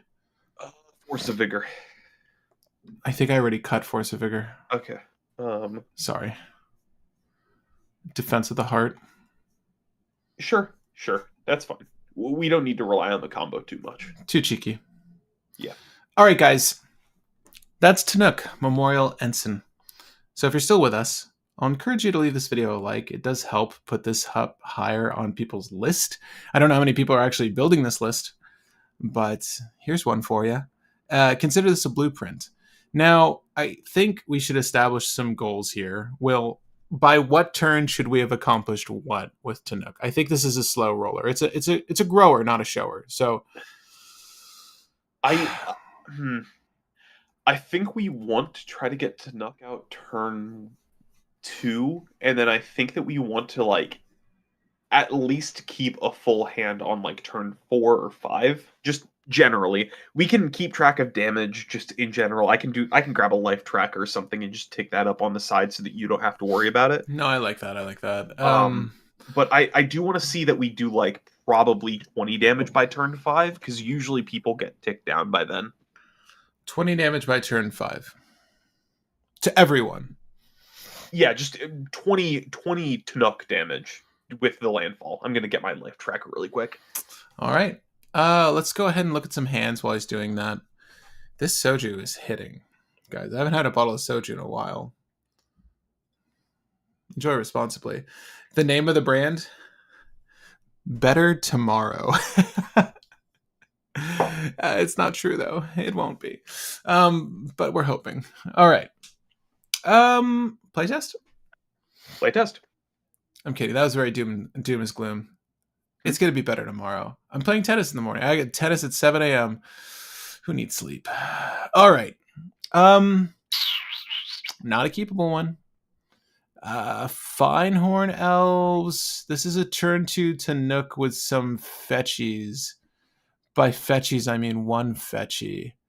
I think we Taiga the Finehorn and pass with what I'm looking at, but we could P Vista the next turn, the following turn, I should say. This is very slow, but we get to hold Zoyo as Justice, so there's something there at least. Yeah. All right. This isn't horrible. I don't think this is going to get you the numbers you want to see, but we'll try it. Yeah. I'm holding Torbrand. Maybe that hopefully makes the difference. Draw a card. Bloodstained Mire. We're going to hold all these fetches, okay? Don't even think about them. Taiga, Finehorn, pass. Okay, decent start. Snow-covered mana. Oh yeah, all those things P Vista wants to hit. We're gonna go ahead and drop the Stomping Grounds, I think, and just pass. Stomping Grounds tapped. No, what am I? I'm sorry. What am I talking about? What am I talking about? Yeah, the man's 3 mana. Man's 3 mana. I will. Kabu the Pilot, the Legend, Tanuk. We'll shock ourselves. We'll shock ourselves for that. Okay, that's it. All right. No one won? Oh, thank God. Okay. All right, we will play a Prismatic Vista cracking for Mountain, play Torbrand, and then we get our draw as well. Yeah, I was gonna go for the Surveil land, but no, it's better to ramp out. You're right. So we'll go. We can do the Surveil next turn. Yeah, no, we've got that option. So P Vist for a Mountain. Snow covered, of course. Too dark. Oh no. 2, I was 3, going to show 4. off the actually. Where does it get?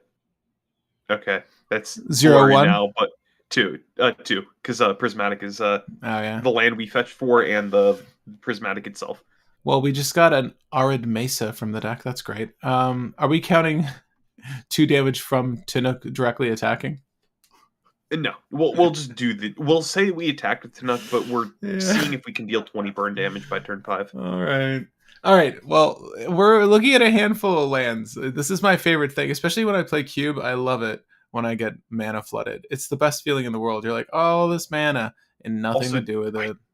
Yeah, we can. We can fetch for the Surveil land and then see if we can find the any of the play additional land effects. Bruh. And the best part is we can stack the Surveil above the second Tanuk trigger so that we can Surveil then draw. Mind you, we just drew another land. Okay, so you want to find the Surveil land. Yes. Arid Mesa. It's commercial district. Okay. Yes. Yeah, it's going to be 6 damage in total from 3 from each fetch, so we're up to 8. And we're on turn 4. Okay, so we're going to stack it this way, just like Will said. I think he's established the damage already, but we will surveil before we actively draw. So let's surveil. It is Colony Heart Expedition. That can just go right to the trash. Don't think we need that. I will draw a card. The One Ring. Well, oh well. It's look. We haven't used Zoyoa's Justice. I frankly feel like we should hold it. If we're at turn 4 and someone didn't win, it's better that we have some option of interaction instead of just ripping the One Ring. Unless that person wins through damage, I guess. I don't know. Protection from everything's pretty legit. Do you just want the One Ring? What are we doing here, Will? Might as well just toss out the One Ring. Protection from everything is fine, and then we get the 1 draw and then 2 on another turn. I had to walk away during the deck overview. Do you all have Scape Shift? Yeah, we do. We do. Yeah. Protection from everything. We're going to get the draw. Draw up to Ice Tiller Explorer. Hell yeah, dude. That's exactly what we want to see. All right, Will. Turn 5. You think we're going to win the game? Or you think we're going to get 20 damage on the board? I just got another fetch land, bruh. I think we will. We could. There's a very decent likelihood. The thing is that we need to start fetching for force because I think we have 1 mountain left in the deck. Ice Till Explorer to start. Yeah. Okay, so we're gonna do that. Actually, screw that. No, we're gonna draw 2 cards. Oh my god, all the fetches, all the lands, dude. Nature's Claim. Okay, wow, this is just crazy amount of land. It actually probably was correct to play the tiller first and then play fetches just to get a land out of the deck before we drew. Yeah, I know. Hindsight, you know. We're gonna tap the Finehorn Elves.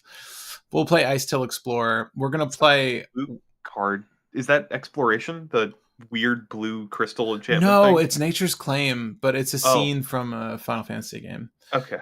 Ice Till represents 12 damage. No, yes, in this situation it will, right? So with the so 2 fetches, to 20. That does get us to 20, the number that we are looking for. Even with a crappy start like that, we did kind of get there. And I've got, I mean, look, mind you, I've got so many fetch lands. I have 3 fetch lands in my hand, but he will also let us play lands from our graveyard. So we could use those, and whatever land you control in it, and you can mill a card, whatever. Okay, we do Prismatic Vista, and actually, is it just Prismatic Vista twice? Yeah, it's Prismatic Vista twice. Why? And just keep the full hand? Oh, Yeah.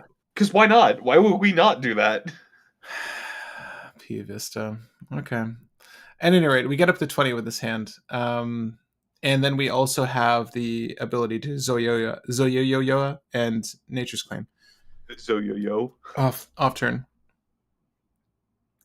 Cryptic Cave would be kind of cool, actually. Prismatic Vista plus whatever fetch from hand, whichever you say, because stack. I don't mind what you're saying though, because like we could play these lands from our grave anyway, so it doesn't matter. Well, I don't think Ice Till Explorer is going to be a priority. If we do Prismatic Vista twice from graveyard, we don't get double draw. So playing 1 from hand and 1 from graveyard is correct. So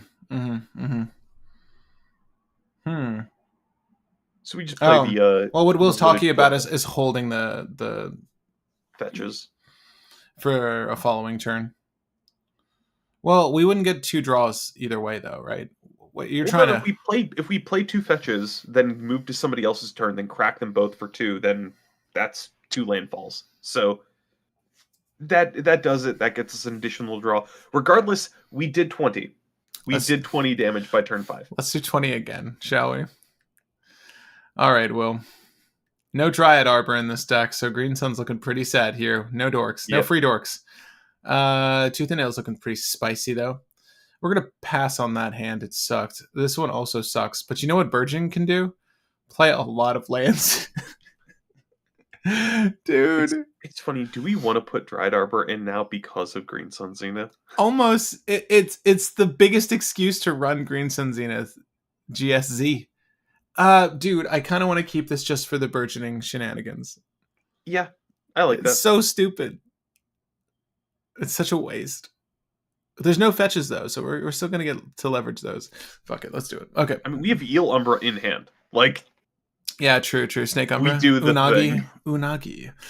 You may play lands from your graveyard. Ancient Green Warden, yes. If a land enters the battlefield, blah, blah, blah, blah. Okay, don't need that. All right, Will, you ready to count to 20? All right, I'm ready to count Snow-covered to 20. forest, burgeoning, go. We're going to put commercial district down. Wait, yeah, it's any land, right? Yeah, any land from hand into play. And we'll do only 2 because I believe it is a May. So we will keep a land in hand for our commander. Could you for imagine if it was forcing you? Because then there's Yeah, like that'd be an funny. honesty factor. It's like, is this fucker? Is he not playing a land to hold for his It's a, Tanuk? what is it, liar scroll? With like, Yeah. do I have that other land in hand for burgeoning? I don't know, Rampaging Baloths isn't a May anymore. Maybe they're gonna screw around with all the other land triggers. So you want to put 2 of these down, but so one is going to be And the I one like that's tapped. Yeah, the surveil the tapped one, and then Traveling, next turn bro. we can play our commander on Do you want to turn, leave and then traveling chocobo in hand? I'm sorry. Do you want to leave traveling chocobo in hand on top of deck? How much does Oh, yes, I like traveling chocobo on top. I still think we probably keep the one land, and then we can just play our No, commander yeah, next yeah, turn. So yeah, we yeah. keep one mountain. Yeah, 100%, 100%. Yeah, what are the odds people don't play lands turn 1, right? So we're going to assume that this goes off hunky-dory. I don't know. Somebody holds out of Yeah, spite for right. burgeoning It's for like 5 turns in a row. It's like what you do when you see Mystic Remora. You know, you're like, oh, you know what? No, we can ride this out. Don't feed the forest. don't feed the forest. Only you can prevent forest fires. It's a Gruul deck. I can't help it. All right, let's go. Traveling Chocobo. We'll play our commander, And we probably still hold that one land. So next turn we can Eel Umbra and then play a land to draw 3. So sad. Well, wait. If we play it now, nothing. It sucks. Okay, let's go. Yeah. Pass. Okay. We're either ramping to high hell with burgeoning or not at all. That's honestly how burgeoning operates. It's like yeah. it's either extremely good or kind of mid. Well, But no. The thing is, it's like there's no point in playing the land if we can play it with burgeoning later. True. So let's just do it. But they're holding in spite, dude. They're aware of how good this deck is. They're like, nah, we're not gonna fuel that. All right, let's do it. We're gonna go Snake Umbra. Yeah. Ooh, this is gonna be Why juicy. don't you calling it Eel Umbra? I don't know, dude. I guess you're hungry. Do you like Eel Umbra is, I think, the one that gives like +1/+1 and unblockable or something. Oh, is it a card? It's an actual card. Oh, I thought you were just thinking of another squiggly animal that it could be. Hold on. Eel Umbra is Flash, give +1/+1 in totem armor. Love it. All right, Will, we gonna play a land? Mostly burgeoning. 3. Yeah, most burgeoning in this deck will help. It's just it's about to help a lot because it's theoretically about to draw us 12 cards. Well, let's see. I feel like at this point maybe most of everyone's shit has been used, and then we have deflecting SWAT active. So if they want to try to get rid of Snake Umbra, I will move that to something else. But we're gonna play a land on our turn, right? Or do you want to wait? We play now. All right. I'm gonna play the Confluence, and then we'll get the trigger. Everyone takes 1 damage, and Snake Umbra says whenever this creature deals damage to an opponent, draw a card. We're gonna draw 3 cards. So that's 1 damage. 1 damage on our counter count. Yep. We got a Chrome Mox. I will actually toss that down. No, we don't need to toss that down. We're gonna ramp so hard Chrome Mox is about to become irrelevant. only for the untimely malfunction in hand is what I was thinking, so that we can have deflecting SWAT and untimely malfunction. But I guess I didn't see that we also drew the untimely malfunction. Yeah, it's I don't. Do we need it? We don't need the 6-drop. We don't need the 6. Yeah, having a little bit of extra protection is nice. I agree. So we'll exile that and we'll pass. All right, Will. So let's say we have to do deflecting SWAT, but someone tries to remove. They're like, oh, they see the problem of burgeoning and Snake Umbra. All right, so we deflecting SWAT, and then someone plays a land. We too play a land or put a land. Because yeah, I love the baby SWAT untimely malfunction. Yeah, good combo. Good combos. All right, so yeah, we'll play a land. We'll ping everyone for 1, 2 damage on the board. We're gonna draw 3 cards. All right, someone else plays land, Will? Oh, shit, we got Redirect Lightning in hand now. Ooh, we got Redirect Lightning and Grove of the Burn Willows.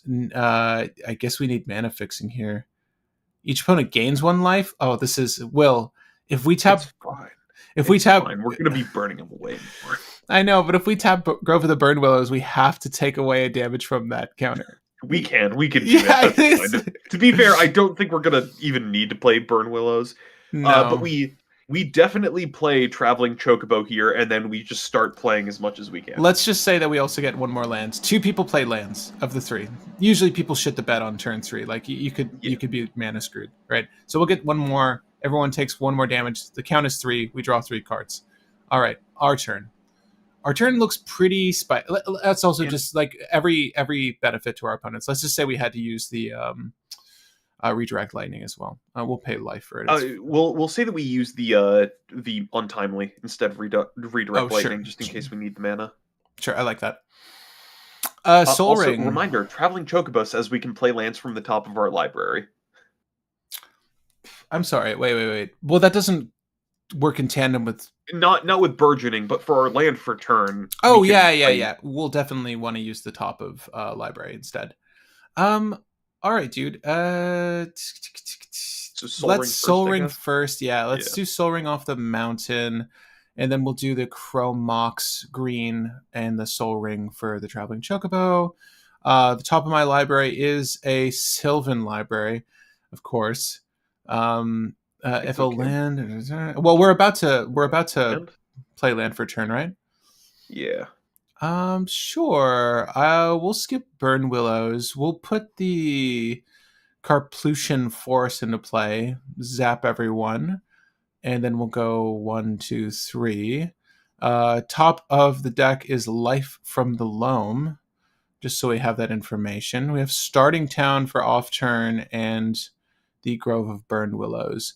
I think we could drop Sylvan. Also, sorry. Second landfall trigger because of Traveling Chocobo. Oh. So we draw 3 more, and we also draw off of Tanuk. Fact. Yeah. If a land or a bird you control would enter cause trigger ability to control, the ability triggers an additional time. So yeah, we will ping everyone else for additional and draw 3 more cards. The top of our deck is Scalding Tarn. Yes, Jonathan, it is draw 7. I caught it. All right. Sakura Tribe Scout, bruh. I don't know. We play it for the sake of playing it. It's a slower, worse burgeoning, but honestly good enough. Want to state, I think we're there with Query Ranger next turn. If we just do, I don't think we should put Query Ranger down now. Don't get me wrong. I think we should put every ramp piece we can, and then hold the Green Sun for Shia, and then just have protection. Let's see. So we have. So like Bop, we put Bop down. Yeah, we play all of the tiny lads, and then we do the thing. Yeah, no, I'm fine with this. And then I guess we have to discard down, right? We'll probably discard Life from the Loam and. I don't think we want to dredge Life from the Loam because we don't want to accidentally mill a Shia. We can discard some lands because we have Lumrut in hand. So just keep all of our protection, and then we could discard Life from the Loam. I want I just want I want the burgeoning triggers though. Yeah. Well, if we keep one land in hand, that's enough to trigger burgeoning because that draws us 7 cards. Let's get rid of Starter Town then. Okay. And Life from the Loam, and then pass with that. So we've got Redirect Lightning in hand and Nature's Claim to rock off turn. Redirect Lightning is probably going to be the vital one. You have the this turn, no? 6 mana for a Shia. Tanuk. Well. Okay, wait. Oh yeah, we can tap Tanuk and Chocobo. Shia makes mana. Yes, duh. Yes. So what we do is we tap Green Sun, or we use Green Sun Zenith for 6 mana to get out of Shia. We tap Tanuk for 1 mana to play Quarian Ranger. Do the whole loop. We did have it. I'm gonna walk it back. Because we use Chrome Mox and Soul Ring for Chocobo this turn, right? Correct. All right. We had exactly 6 mana. You can just tap everything but Tanuk, and we can demonstrate it because you did have 6 mana. Green Sun Zenith for a Shia. Soul tap for a green. 1, 2, 3, 4, 5 total. Shia is 4 mana. Am I mistaken? Shy is 4, right? 5. Shy is 5. Sorry. Snow covered mountain. We will tap the Everything. Tanuk for Quirion Ranger. Yeah. No, we have 1 mana open for Redirect Lightning. We? Yeah, 1, 2, 3, 4, 5, 6. Oh, 6. 6 plus the 1 green on the green sun. That's Yeah. so funny, dude. Wait, yeah, that's so funny. John, good catch, by the way. Great catch. You might as well Yeah. illustrate the combo. So So twas exact seas. I don't. Is Snake a may draw? That's a good question. Whenever you deal damage, you may draw a card. Don't forget, Snake Umbra is a may, so we do not draw cards. Yeah, we don't want that. I mean, that wasn't horrible. That was pretty. That was turn 4. I mean, So, for those who just joined in, Ashaya says all of your non-token creatures are forest in addition to their other types. Quirion Ranger says you can bounce a forest you control to untap a creature you control. Since Tanuk is a forest, we can tap him for green. Since Quirion Ranger is a forest, we can bounce Quirion Ranger to our hand to untap Tanuk. Then we can replay Quirion Ranger and then repeat, repeat, repeat. Every time Quirion Ranger enters, it triggers Tanuk twice thanks to Traveling Chocobo, which then deals damage over and over and over again, dealing infinite damage. So, game. Very clean combo, very yeah. good combo. I love it. The only reason you would want to draw cards here is to try to pull into your Protection. like deflecting squad or something. Yeah, but we're tapped out, so it could be advisable to have waited there, but to illustrate, we had it either way. Tried drawing. Actually, with Ashaya, we draw 6 anyways. Oh yeah, yeah. Wait, we didn't even make that draw. Yeah. Oh my god, dude! There's so much draw happening. Just popping in. You would draw as much as you can to go through this anyways, just because you can hit protection or you can hit fast mana to try to recur stuff. So it's I Shy, so I wanted to know if you guys are on basics in case of small case of Blood Moon effects. There are a fair amount of basics in here, but we're not on like. I think it's four forest and 3 mountains. Which, to be fair, it may be better to do like 2 mountains, 5 forests. Yeah, the split is uneven. The even split is a bit better just because fetches. If we get our 3 duels out, then we need to fetch for basics, and that's true. That's selective fetching. That's true. Torbrand is expensive in the red category. Like, he wouldn't have worked the other game unless we had the mountain to grab. It has nothing to do with color balance, and it has everything to do with our fetches fetch for half mountains and half forests, and we don't want to have dead fetches when we don't have duels in the deck. I feel like we should put Dried Arbor in and then run one more game. Yeah, we can cut just any land. Not a basic forest. I'd want to cut like one of the bad. Let's cut the one that makes it so our opponents gain life. We're a burn deck. Grove of the Burn Willows. Yeah. Yeah. It's so funny that we run that card. Did you go negative on the die, by the way, before we went? We never tapped infinite? It. Okay. We did tap. Never tapped it. I thought we did tap. Oh, no. We didn't even play it. It was in our hand at the end. So, I want to give you guys my 2 cents on this, but we'll play test it one more time. This is actually quite fun to run. I don't know. This looks pretty decent, dude. There's no tutors or anything, but we do have 2 fetch lands, a basic forest to go Llanowar Elves, Guy's Cradle, which will not push the Tanuk out. We will need to use one of our. This is again a slow starter, but everything's been kind of slow and it's been okay. This looks playable to me, but it lacks interaction or tutors or anything like meaningful beyond the Life from the Loam. Life from the Loam is kind of dead in hand early on. We can run this though. I mean, I think we can get a faster hand. But we're winning around. Well, we're either placing 20 damage on the board or winning by turn 4 or 5. So far, let's mull a little bit more aggressively and see what we can get. Yeah, I think that hand was somewhat playable only because it was like sufficient ramp and 2 draws for Tanuk. For sure. But for flashiness' sake, we can try it. This looks playable. Okay, so also, do we have Gemstone Caverns in the deck? I'm not entirely sure if we do. We do. Okay, good. Bloodstained Mire, Snow-Covered Forest, Burgeoning, Scaled Herbalist, Chrome Mox, Sakura Tribe Scout, and Noxious Revival. Noxious is quite good with the Bloodstained Mire. We're a Gruul deck. It's not our responsibility to control the board.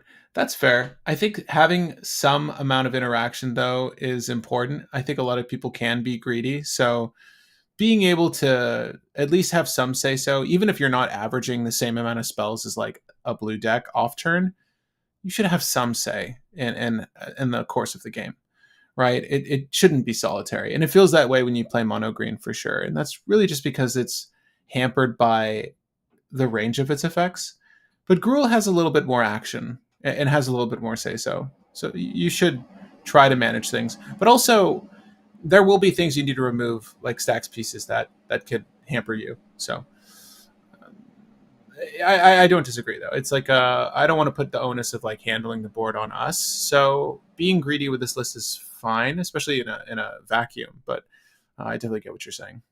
I do also think that dealing damage can at least force some of the faster decks to play slower, because a lot of the faster decks right now are like Necropotence or Nas decks. Mm-hmm. So dealing 5 relatively early can slow those decks down enough. Yeah, I mean, one of my favorite decks was that, what's his name? It was a 4-cost Orzhov guy. Whenever they cast a spell, they take 2 damage. They like shock themselves. What's his name? Kumbal. That was one of my favorite decks. It was just punishing aggro decks, punishing decks that were playing quickly. And you can sort of impact their Nas. When Nas was like the thing to do, it's still a thing to do, but I remember it was rampant. You know what we forgot to add to this deck, Patrick, that would have been hilarious? Not Dryad. What? Grafted Exoskeleton. Wouldn't that hurt us? No, it's when a land enters, each opponent gains 1 infect. Oh, yes. Glistening. Wait, no, glistening oil is the black one. You're right. Grafted exoskeleton. Yeah. We don't even need to count to 20. We just have to count to 10. Oh yeah, Magebane Lizard is another card that would have been a good add. That's when somebody casts a spell on a turn that isn't theirs. They take 4. Let's talk about those notable inclusions after this, but let's run this hand. So I'll go Snow-Covered Forest and Burgeoning to start. We could Chrome Mox. Dude. Is Chrome Mox even worth it here, considering the fact that we're ramping enough already? No. I was going to put the Sakura Tribe Scout is just good. It's just better than the Scaled Herbalist. Yeah, Scaled Herbalist is just the next best option. Is it weird that I want to exile the Scaled Herbalist and just play the Sakura Tribe Scout? Yeah, that is actually the correct call, because then we can Noxious Revival our fetch back on top of our library. That's what I'm thinking. Yeah. Let's do this then. Okay. Next turn, because we have the play, so we'll burgeoning out the City of Brass. Yep. And then we'll hold the other, because we can do Tannuk shenanigans. Okay, well, Ashaya, that's an interesting card to have right now. Let's go ahead and play Tanuk. Yeah, we play Tanuk, and then we get our fetch. Yeah, do you want to play it with Sakura Tribe Scout? No, we played his land for turn, then crack it. Then we can get it back on top of our library in response to the Tanuk trigger, and then we can replay it with either Scout or with the Burgeoning. Yeah, I like that. So we'll play it, trigger on the stack, we'll crack it, and then the draw effect will come into play, right? So we'll grab our Taiga. Yep, and we tap Taiga for Noxious, or we pay the 2 life. Shouldn't really matter. No, it's fine. Yeah, I'll we already got our draw. I'll save the Taiga. I'll lose 2 life. We're drawing the Bloodstained Mire. Yeah, and either way you look at it. Yeah, but we're gonna try to use the Bloodstained off turn. This is what Will's trying to illustrate, and did so perfectly. So that's what we'll do. It's just fancy ramp at this point. Fancy ramp, baby. Okay, so next turn, they don't play a land, and we're tired of waiting. So Bloodstained Mire. Bloodstained Mire is going to get the Stomping Ground. lands? Or what's the commercial? Yeah, let's do the commercial district. I think this makes more sense. Okay, so commercial district. We will stack it as such. We'll surveil first. It is Osier. Uh-huh. You know, we don't have enough lands in hand. We don't have enough draw set up, so I'd rather just mill Osier at this point, I think. I mean, Osier would count himself as a land after a Shy is played, but we don't have Osier would also count himself as a land if he died. He transforms into a land. You want to surveil him? That is a hard call. I know think that it's probably better to surveil him, because if we get any land, then Ashaya plus that land is a draw. So, yeah. Oh, we got Budoko Gardener. Dude, we saw 3 of these dudes. We saw 3 of these effects. Anyways. We are running 3. That is all of them. All right. Well, that's fine. It is what it is. Do we play Ashaya? Yeah, we play Ashaya. Ashaya counts as a... We untap, upkeep, draw, then see if we still want to play Ashaya. How do you mean? What did we draw for turn? Budoko. Oh, you're right. Guy's Cradle. Guy's Cradle. Mountain. No, no, it's another land. Whoops. We got a mountain. Well, we play Ashaya, and then we play the mountain, and that's 2 triggers, and then we draw a card. That seems okay. What do we get? Guys. We're gonna play it off turn. It's fine. Oh, I mean, we could play it right now with a scout if you wanted, and then play the other guy, just burn. It's better to hold it. It is better to hold it, right? Because we want to like double down on this trigger and get a free draw. Yeah. Well, we didn't get a draw off of. No, we did. Yeah, it's better to hold it. We drew the guys off of playing the mountain into Shia. All right, next turn, Mox Diamond will. This is like the perfectly horrible setup. Okay, well, we play Guy's Cradle. We play the other guy that gets so bad. Draw. What do we get? This is so bad. We're gonna do Snow Covered Man. Should you play the creature and keep the mounted to potentially double up on your opponent's turn? Oh, we didn't have the mana to play the creature. Did we not? We played a Shia and then had 0 mana remaining. No, and then we played the mountain. Okay. If the answer was yes, we would have done it that way. Maybe you're right. If we had the mana, we would have done it that way. Yes, but we have a Shia down though, because we could have tapped Tanuk and Sucker tapping the other two. Sorry, yeah, we could have done that. Let's. But the thing is, we still couldn't trigger on the opponent's turns because they'd have to play 2 lands for us to get the trigger. So it didn't matter either way. It doesn't matter either way. It's you're right though. There's another way we could have sequenced that. Yes. We'll play the guy's Cradle. We'll play the dude, and we'll draw a card. Soul Ring. My God, what is going on? The Shia. You are correct, but the issue is still we needed to get 2 things in play, and we tapped our Sakura Tribe Scout to play the other creature. So we only had burgeoning, so we could only get 1 trigger a turn. Dude, it did not matter in the end, but correct. Also, fucking Soul Ring. Soul Ring and Mox Diamond, which are great cards normally, but like we only have 3 pieces of artifact ramp. This is 2 of 3. We only have 3 of these lands into play. 3 of 3, Patrick. Oh, fucking Chrome Mox is on. We hit all of the artifact ramp. What is all this of game? The land players and 0 tutors. You know what's funny? I would have traded the Mox Diamond happily for a Haro.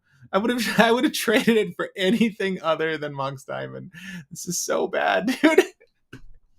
We have so much ramp and nothing to do. Mox Diamond, bro. Honest question. Maybe like if for Defense of the Heart, if we had Tooth and Nail now, we would win the game. We would win the game. We just like Sylvan Safekeeper and the Quarian Ranger. Go. We can cut Mox Diamond for like any generically good tutor. And I think we're probably happy with that. I guess it. Well, that's that game. Let's talk about the deck. Let's talk about the deck. Okay, so if you get all of your play land effects, all of your mana rocks, and no lands, you brick. That's the downside. However, if you don't get the most unlucky hand known to man, you can kind of grind, because even if we just got like a burn it benefit effect, Torbran got us to 20 just by himself, and it was really easy to get the Ashaya combo set up. Yeah, dropping him So, turn 3 was super easy. I want to say Crucible of Worlds can probably just find its way back in. but there's no point in Crucible of Worldsing when you can just put in any of the creatures that Crucible of Worlds, because there's the new one, the regrowth room or whatever the thing is, the Dustmorn thing, that on one Mm. side is a Crucible of Worlds enchant, and on the other side is a Yawgmoth's Will. Yeah, that's probably better. All right, well, thoughts. I don't. Really good bracket 4. Don't think it's a bracket 5. No, we didn't get to play any of the fun stuff like Aftermath Analyst, Scape Shift, like none of the shit that would just like dump and do damage. Walk-in Closet is better than Crucible. You mentioned this one. You or someone else Yes, mentioned this that's earlier. that's the name of the card. That's the enchantment guys, or not guys From Cradle, the enchantment Crucible of Worlds. It's the room. The Room. The room, Celtic rooms. Okay, it's really wanting me to spell everything out. Okay, Walk-in Closet. You may play There's lands from your one graveyard. Yeah, that's a good there, card. there's one card I may recommend adding as an additional card that can sacrifice lands that's really good. But I need to find the name of it. I played it in a Mimi Godo deck way, way, way, way, way back in the day. Nostalgic Um, Dreams. Return target cards from your graveyard and exile Nostalgic Dreams. Discard cards. I think when you're maybe mana flooded, like you could just like dump your lands for this. It's not a bad idea. Aggressive mining. You Oh yeah, cannot yeah, yeah, play yeah. lands. You can sacrifice a land, and then you can draw 2 cards. Activate only once each turn. The once each turn is a big drawback. Yeah, but I mean, once So each that your opponent's turn and your turn, you can do it off yeah turn. I don't hate aggressive mining. If there's a deck that could use it, it would be this one. yeah because you can draw 8 additional cards per rotation, and then play Lumra, get all of those lands back, keep going. So aggressive mining is a maybe in the deck. Yeah, I think for sure if we're going to incorporate another Crucible effect, you should consider Walk-in Closet. Again, it was brought up earlier on. I think we just avoided it. Need for Speed, It's sacrifice the land, target creature gains haste until end of turn. It's I fine. said no to walk-in closet before only because we had the creature ones, we didn't need to have another one of those effects. But if we did want to run one, walk-in closet is the next best. Dude. Need Oh for yeah, Speed's interesting. Need for Speed's really good because that activates our dorks, that activates our play additional land things, and that sacrifices lands. That's probably the thing that we want. No, it is the mine.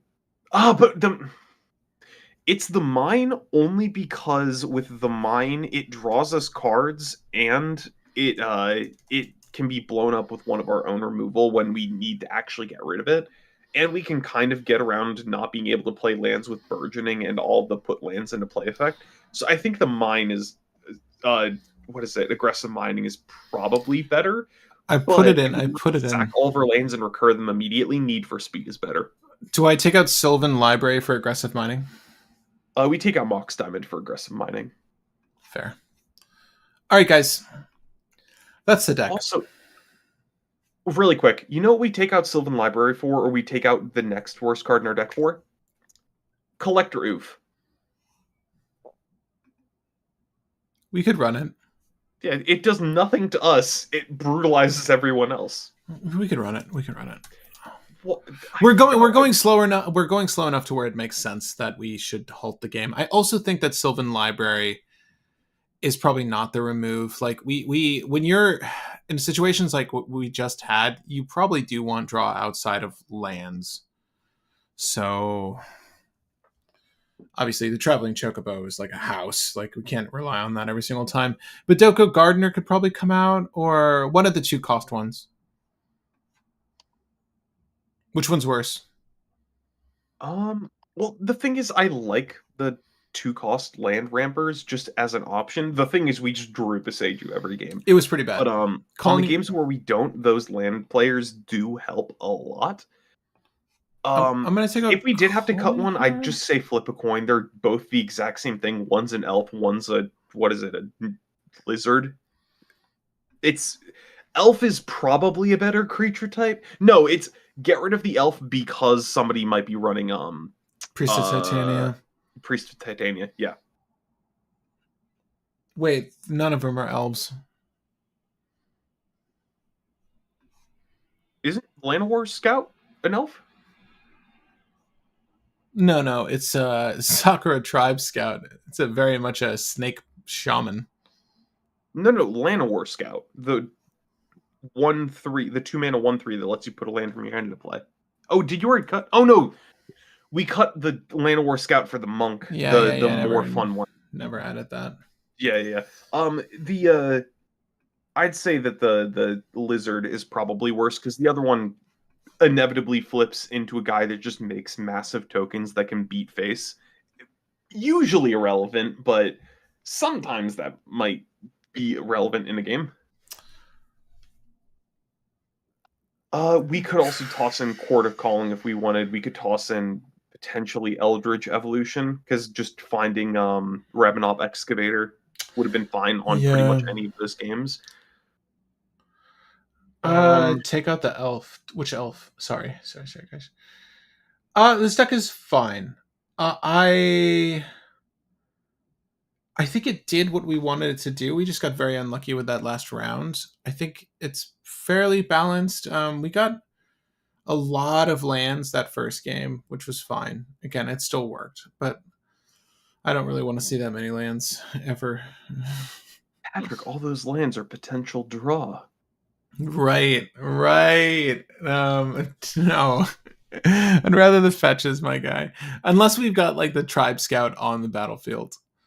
But this was Now, an interesting deck for sure. I don't think can it's I really bad. quickly say, I cannot wait to see somebody do burgeoning with Traveling Chocobo just to have the world's dumbest draw engine set up as like a thing that they have in casual where it's just like, oh yeah, you play land, everybody take 2 and I draw a card, and I ramp 1. Repeat, repeat, repeat. Is Traveling Chocobo a good card? Yes, Traveling Chocobo is a stupid card. It's 3 mana, double your landfall triggers, and play lands from the top of your library. Ignore everything about birds on that card, and it's still dumb. Yeah. If a land or bird, like they're just like, hey, how about landfall premium? They're just like, add another thing that this card can do. Why not? Yeah, Traveling Chocobo is pretty spicy, dude. All right, I like the deck. I don't know that it's my favorite Gruul deck. It did fine. We got so much ramp. It's just What Gruul deck do you like more than it, Patrick? I guess Ward Raid Mother. True. Yeah, I But will give you that. That she's is not your favorite Gruul deck. Yeah, I don't think she's really like. I don't know. She's not really gonna get I there. think Urchin Aranis is like the best Gruul deck Yeah, probably. because it's the Gruul deck that just says I kill every creature that enters for the entirety of the game, and ramp. Here's what I will say though: it was very enjoyable to play and very fun to brew. I also realized we have 2 Green Sun Zeniths in the deck. Oh, I think we added that in later. That's fine. That didn't really change anything. I don't No, we think. didn't see either. We saw one and we Yeah, mauled that hand. We can say we replaced it with Court of Calling. There we go. Court of Calling. That sounds good. All right, guys. If you have any other suggestions, feel free to leave them in the chat, either live or after. That's Tannuk. We'll probably switch to some Spider-Man decks in the not too distant future. I think that's calling. Finale should be one. Do we just throw together Gwenpool because that's the easiest thing to throw together? Probably, bro. Gwenum, not Gwenpool. My bad. Probably, bro. Yeah, the mono black one. Yeah, it turns out that if you just have Bolus's Citadel in the command zone, you make a deck that's just Tutors, Ramp, and Sensei's Divining Top. Spider-Man India. Oh shit, I was gonna close this one out, but there's all these cards to look at. We don't have to. We can do like a quick overview if we really want. Which site are you using? I'm just on Scryfall. They just updated some of these with like Eddie Brock, Craven. Yeah. Gwenum is here, but it's like, yeah, Gwenum Remorseless is here. Yeah. I'm on MTG Spoilers, which I think is probably going to have the same stuff. We'll probably brew Gwenum for you guys. The thing is, I don't even know if Gwenum's going to be an interesting enough brew because the deck is really just every tutor you can cram in the deck, every piece of fast mana you can cram in the deck, and then spicy tech of like Goryo's Vengeance, Shallow Grave, Corpse Dance, all that. Yeah. Costume closet. Behold the sinister 6/7 mana, reanimate 6 different things. What? City pigeon. When this creature leaves the battlefield, create a food token. That's funny. Gwenum needs to play every haste enabler. That too. Yeah. Yeah, I don't want to wait on that. You like Eddie Brock?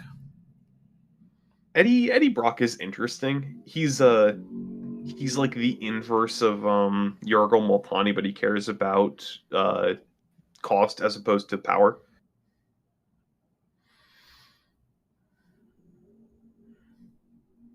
Damn.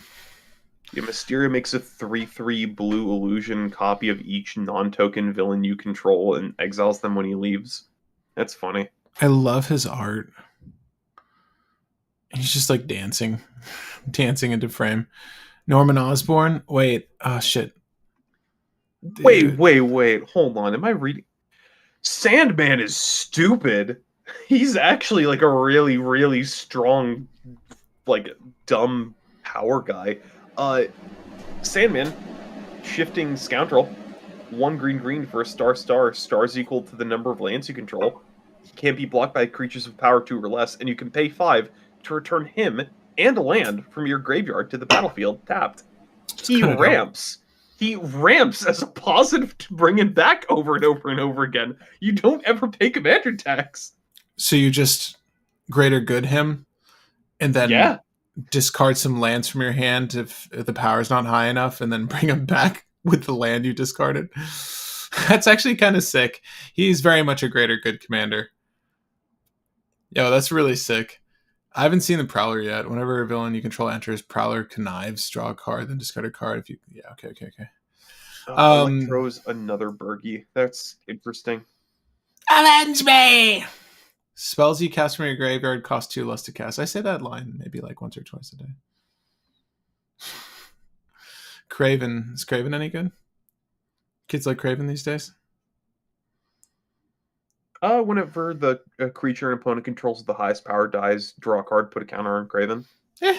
That's interesting. Goes with Hunt, bro. Vigilance, Trample, Haste. Damn, Rhino is expensive. Whenever Rhino attacks, if you cast a spell with a mana value 4 or greater this turn, draw a card. Yeah, bro. I don't know. I don't know why you're... They couldn't make him...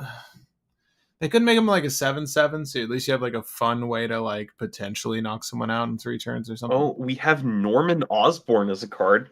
Yeah, let's read this. I'm curious. 1 blue for 1/1 cannot be blocked when he deals combat damage to a player he connives. Then transform for 1 and Grixis. He's a 3/3 flying menace. Spells in your graveyard. Oh, did you read this? Spells in your graveyard cost 2 less. Yeah, I think I might have. Yeah. Okay. Each non-land card in your graveyard has Mayhem. Its Mayhem cost is equal to its actual cost. So just you can play the stuff you discard this turn. Honestly, that's hold on. How can you abuse that?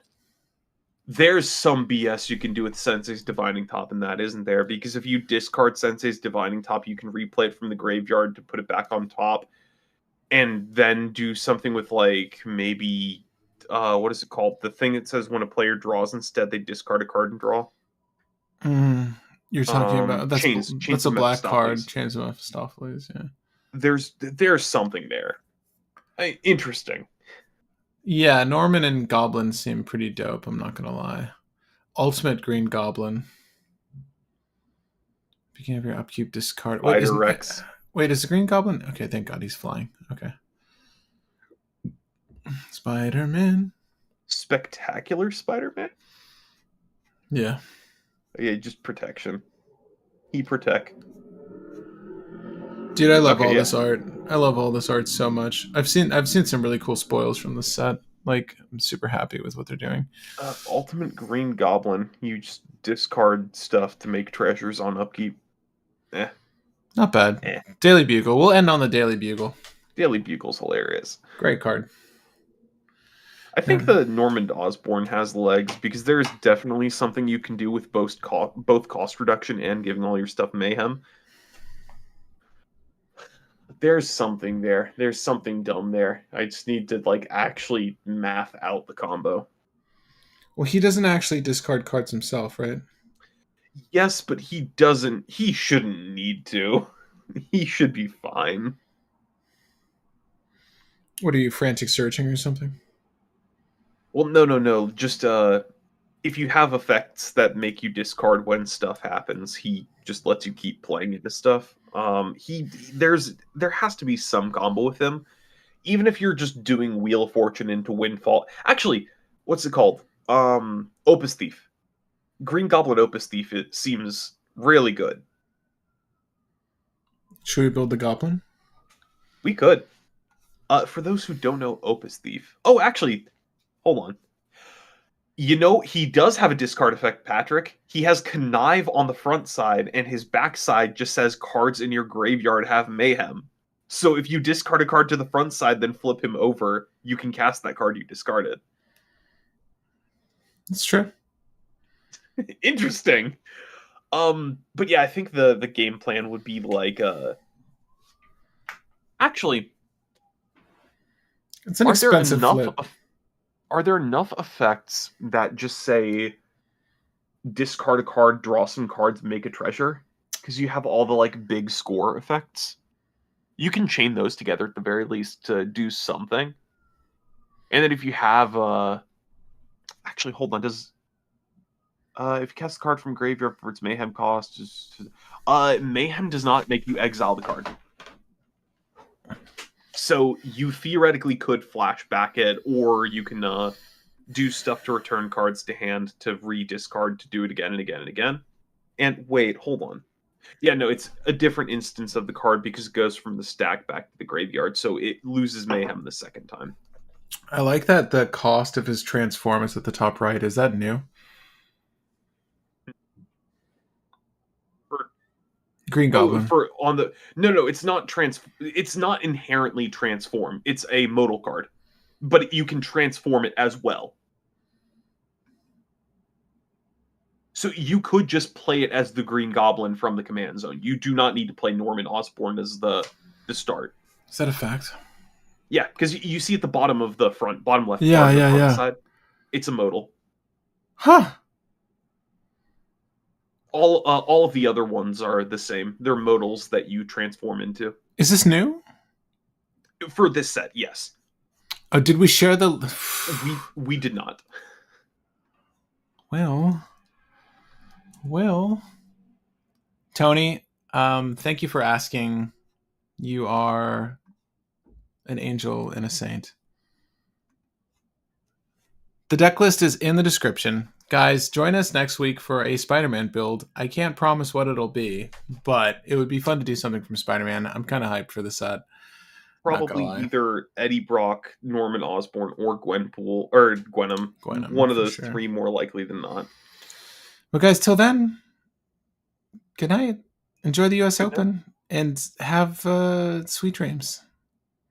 I was trying to check if you got Dryad and Ilsean.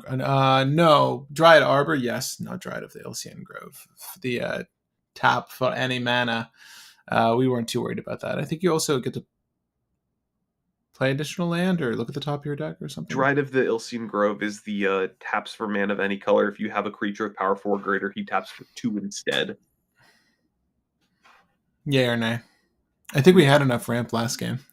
Yeah, we did not need ramp. We need to, as Ernesto said the one time that you guys were talking about my Society deck, the first time that you guys ever gave me a shout out on the channel, you need outlets, not mana. Yeah. Yeah, that's what happened with Tanuk, but that's okay. You'll make them work. Working 2 out of 3 times, good enough. Honestly, yeah. You're not going to win every game, kids. Well, maybe you will. I don't know. That's what cheating's for, right?